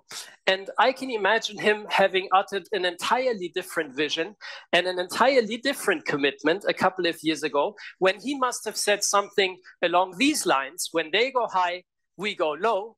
So Matthias and our whole department here in Zurich is really convinced that low field MR holds great potential for our discipline, radiation oncology. So we got this new kid on the block, the Freemax scanner. It's a 0.55 Tesla, weighs about 3 tons, has an 80 centimeter ultra large bore size, requires only 0.7 liters of helium volume. So that's the latest addition to our MR technology suite. The go live was just several weeks ago. We're super excited to have the scanner in our department. But why in the world, with all that I've shown you, a low field scanner? Well, let's look at the challenges for high field MR, and I can tell you they are just massive. In January 2023, Nature Neuroscience ran this big cover story on the exclusion in neuroimaging methods for large parts of the globe. This technology is super expensive, high installation costs, space demands, large economic footprints. Patient accessibility and safety is limited, as you know. Think claustrophobia, think metal implants. And also with an increase in field strength, there come problems with respect to magnetic susceptibility. I believe that costs and resource requirements will really make the wide availability of this technology very unlikely. Now, on the next 2 slides, I want to deep dive a little bit on these aspects and show you again data from the WHO and IAEA. That's a map based on 2022 data, according to which 66 to 70% of the world population have absolutely no access to MRI. The MR-Linac is an absolute niche product. It's a rarity even in high-income countries. It's only available at select academic institutions, some private hospitals as well. Last time I checked, there were about 120 operationally active MR-Linacs worldwide. There are 12,000 CT-Linacs worldwide. And from global radiation oncology research, we know that even these machines don't suffice. So let's be honest, in order to become transformative, MR-informed radiation therapy needs to become more widely available. I already mentioned magnetic susceptibility. It's a double-edged sword. On the one hand, we need the different material responses to the magnetic field in order to even create these amazing images that we work with every day. On the other hand, as you know, they are a source of image distortion and heavily impact image quality, especially when we use a higher magnet. So it really drives both powerful contrast and problematic artifacts. Now, is low-field MRI then really the answer? Well, it depends on the question that we are trying to answer. Can low-field MR improve access to MRI worldwide? Probably. These systems are cheaper, they are more sustainable, they are safer, they are more portable, and infrastructure and resource light. Is diagnostic image quality already good enough? Maybe it's sufficient for some purposes, screening, follow-up, but probably not yet for detecting subtle pathologies. And can low-field MRI be used for MR-guided and adaptive radiation therapy? We absolutely believe so. And doing so will help us create less resource-intensive workflows, less artifact-prone images, and more easily scalable setups. So it's not the answer to every question, but to many important ones also that we have been asking at today's symposium.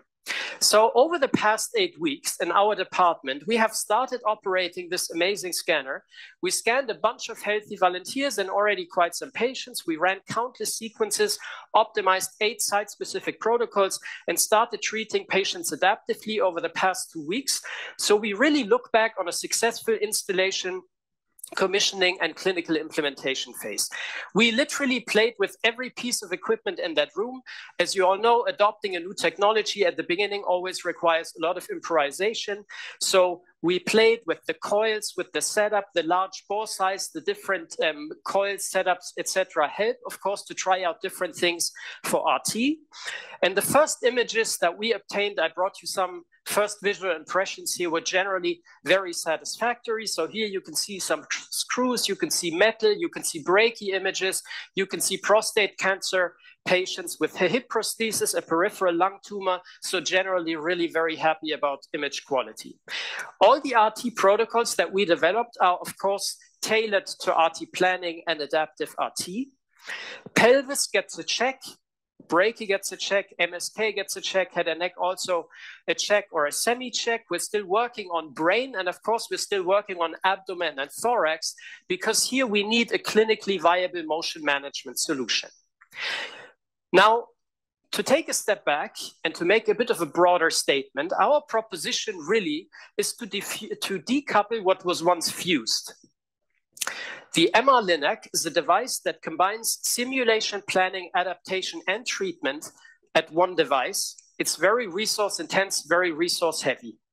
We want to pull out the MR component, use it for simulation, planning, and adaptation, and decouple that from the treatment device. Patients will be transported or hoovered, as we already heard in Jakob's presentation from Heidelberg today, in between these devices. So we really believe that decoupling the MR and the CT component are absolute key in order to make MR-informed radiation therapy more widely available. Now, currently, this adaptive virtual MR-Linac workflow roughly looks as follows. We work off of a base plan just for every radiation oncology patient. Whenever a patient comes in for a treatment, we do an MR scan. We potentially create a synthetic CT. We fuse these newly acquired images with the original images where we created the base plan on. We adapt the contours. We re-optimize the plan, we approve the plan, we do patient-specific QA, we hoover or transport the patient to the treatment device, we match and position, and we treat. Our ambition is to go from MR scan to beam on time in 45 minutes. We'll keep you posted on our progress. As of now, it's a multi-professional process, of course, so dosimetrists, RTTs, physicians, physicists are involved, more or less all the professions working in our department. This requires close collaboration. We all sit in one room, talk to each other, and really align step by step to get through the workflow. And of course, we also AI augmented many steps along the way, and we continue to optimize and script the workflow to bring down workflow time. Now, you may ask, can this virtual MR-Linac workflow compete? And we already heard some interesting things today about the abdomen, pancreas, liver. Can that really be done at such a device? I've brought you 2 case examples today. The first one is an SPRT patient with a primary prostate cancer diagnosis with a double hip prosthesis that no radiation oncologist really likes to treat on a CT-Linac with the VMAT plan. We have adapted this patient and thus added an additional SBRT indication that is possible to this low field MR adaptive CT-Linac radiation therapy workflow. You can see here in the middle that the adapted CTV coverage was improved compared to the recalculated coverage. And you can also see on the right-hand corner, on the right-hand side, that OAR bowel dose went down in all of these fractions. Second example, a case theory of 20 patients where we did an SBRT of pelvic lymph node metastases, similar picture here. You can see on the left that CTV and PTV coverage was improved in the adapted plan for many of these patients, and OAR bowel dose went down in about a third or a quarter of the patient, so better coverage and potential better OAR sparing. Of course, it would be interesting to see in the future, as for many MR-Linac studies as well, whether that also translates into a clinical benefit.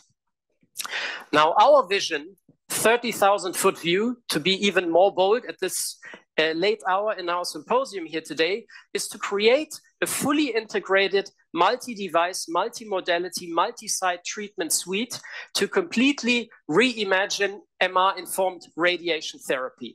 So we have a dedicated MR sim. We have a patient shuttle solution where patients hover in between devices. We link this MR technology to Linacs and brachy HDR therapy machines in a multi-room setup around. We want to go for full hardware and software integration, of course, and potentially even a cloud-based MR solution where we can contour and plan from remote, include satellites and potentially also other clinics. So really a fully integrated and digitalized ecosystem is one possible future for MR-guided radiation therapy.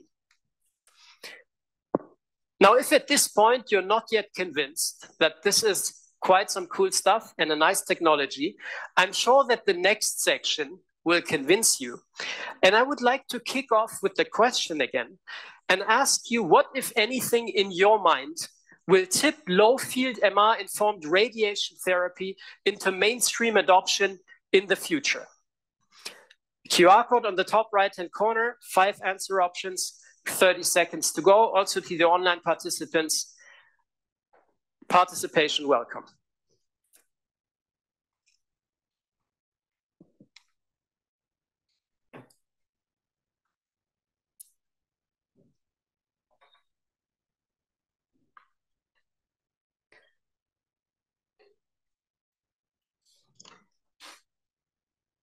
I'm satisfied with 50 at this question. Let's look at this. Oh, wow. Okay, so we have a race between massively reduced cost and the AI revolution. So I'm sold on the massively reduced cost. I would like to spend a little bit more time, and I didn't know your answers beforehand, of course, on the AI revolution part. So already today, at our department, and this is clinical reality, faster and better images are possible with AI. On the bottom of the screen, you can see images that were taken at our Freemax over the past couple of weeks. And we used a Siemens software, Deep Resolve, to create these images with Deep Boost reconstruction. On the top, you can see, shout out to Bertrand, one of our MR physicists, these same images deconstructed, that is without the Deep Boost reconstruction. And on the bottom, again, massively improved image quality already today through AI. This is a group from Boston and New York.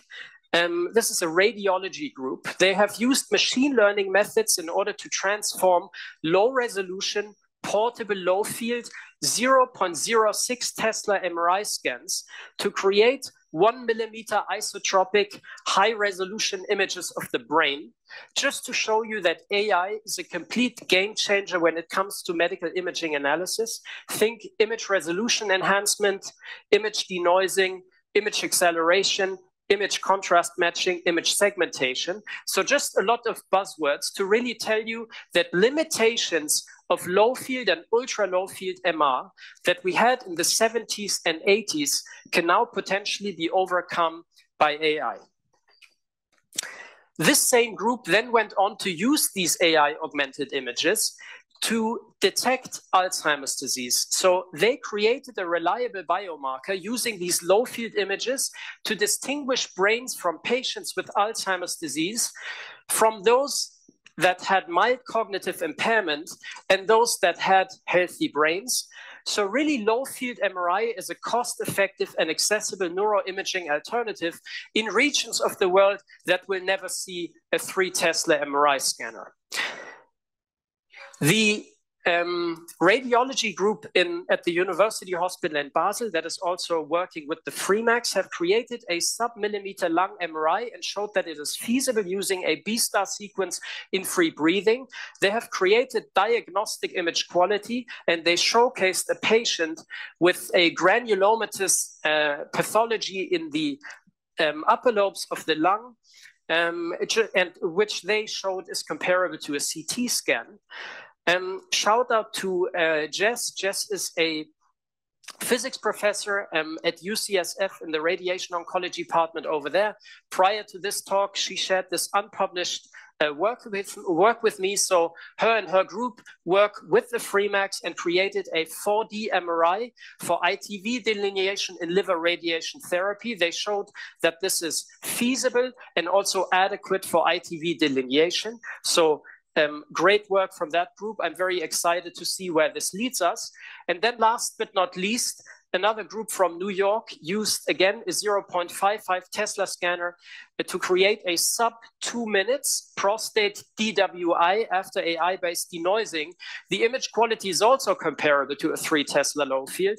And all these examples, which I went over a bit quickly for the sake of time, are really here to show you that the combination of low field MR and AI technology can massively improve diagnostics, RT planning and adaptation, and also response assessment. Now with this, I'm moving on to my last section. I need a couple of more minutes. That kind of translates into our research project pipeline. So at our department here in Zurich, we envision to use this technology to conduct research in different areas. On this slide, I have categorized a little bit our ideas into a physics and clinical component, into workflow aspects, as well as imaging and translational components. When it comes to clinics and physics, we really think about establishing the adaptive workflow using low field MR that I have shown you. We want to investigate organ motion tracking for thoracic and abdominal pathologies. We want to evaluate planning and dosimetric aspects and real clinical benefit, as I mentioned before. We want to look a little bit at images, do contouring and planning variation assessments, study field strength comparisons, and also distortion corrections.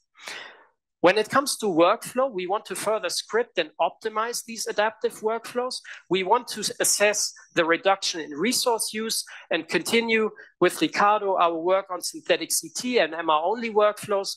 Maybe also look at the brain aspects for stereo treatments, as Christoph has mentioned, and assess patient experience all along. When it comes to imaging, we want to further optimize these protocols and sequences. We want, as Matthias already mentioned, conduct some longitudinal imaging analysis to assess changes shortly after or during radiation therapy and use AI for response assessment. And think translational. We've also heard some stuff about that from Daniela today. We want to assess tumor hypoxia and conduct some perfusion studies and also integrate tissue and or genomic data into these analysis. So really a massive project pipeline, as you can see, that requires a multi-professional team to work on this over the next years and months. We're very excited about it. And I want to show that we have already in the past 6 months developed several clinical protocols. They are all under development. We're very, very happy that the first one we got ethical approval just like a couple of days ago. So think adaptive workflows using our low field scanner a little bit from head to toe. So we want to do resection cavity adaptation. We want to do head and neck protocols, re-irradiation, longitudinal imaging, some ultracentral lung tumor assessment using low field MR, of course, abdominal and pelvic lymph nodes. That's the protocol that already got ethical approval as of now. Some palliative indications, think grid, also think one-day myelocompression workflows. And then also in the pelvic area, of course, brachy. We heard from Steffi that this is really where low field MR is already completely established. And prostate cancer, I've showed you the amazing example of prostate cancer patients with double hip prosthesis, though yeah, that's also a protocol that we have developed. So with this, I would like to replay my conclusions, and I hope that I have convinced you that low field MR is here to stay. It has great potential to transform our discipline by enabling more accessible. Oops, battery is running low. Okay, There we go. More accessible, patient-friendly, and personalized care. Secondly, our department here wants to help pioneer many of these workflows, and we have an interesting research pipeline to really integrate low-field MR into our field. And the innovation space remains wide open. That means the collaboration potential is also wide open. So we would love to collaborate and work with you on many of these topics. That is opportunities in AI-assisted workflows, radiomics, and multi-omic adaptive care in general. And with this, I'd like to acknowledge our whole team. I'm only one face standing here on the podium today. Big shout out to Bertrand, our medical physicist working in MR, Ricardo, of course, Alessandro, one of our MR RTTs, specialized RTTs, Mario, who I think is not in the room, but it was instrumental to really get the scanner going as a project leader in the medtech engineering field. Shout out also to our colleagues at Siemens, especially Nick, who helped us get the scanner going over the past weeks. Thank you so much again to our sponsors, Swiss Cancer Research, Siemens Healthineers, Terra Panacea, and Raditech. Without your generous support, this symposium today would have not been possible. Also, thank you to the event endorsing societies, the European, the Swiss, and the German radiation oncology societies. This was an academic event. Thank you so much for your endorsement. And with that, I would like to thank you for your attention, for your participation in this interactive session, for having made your way to Zurich. It was great to have you here. Safe travels home. And if there's time, I'm happy to take any remaining questions. Thank you. Thank you.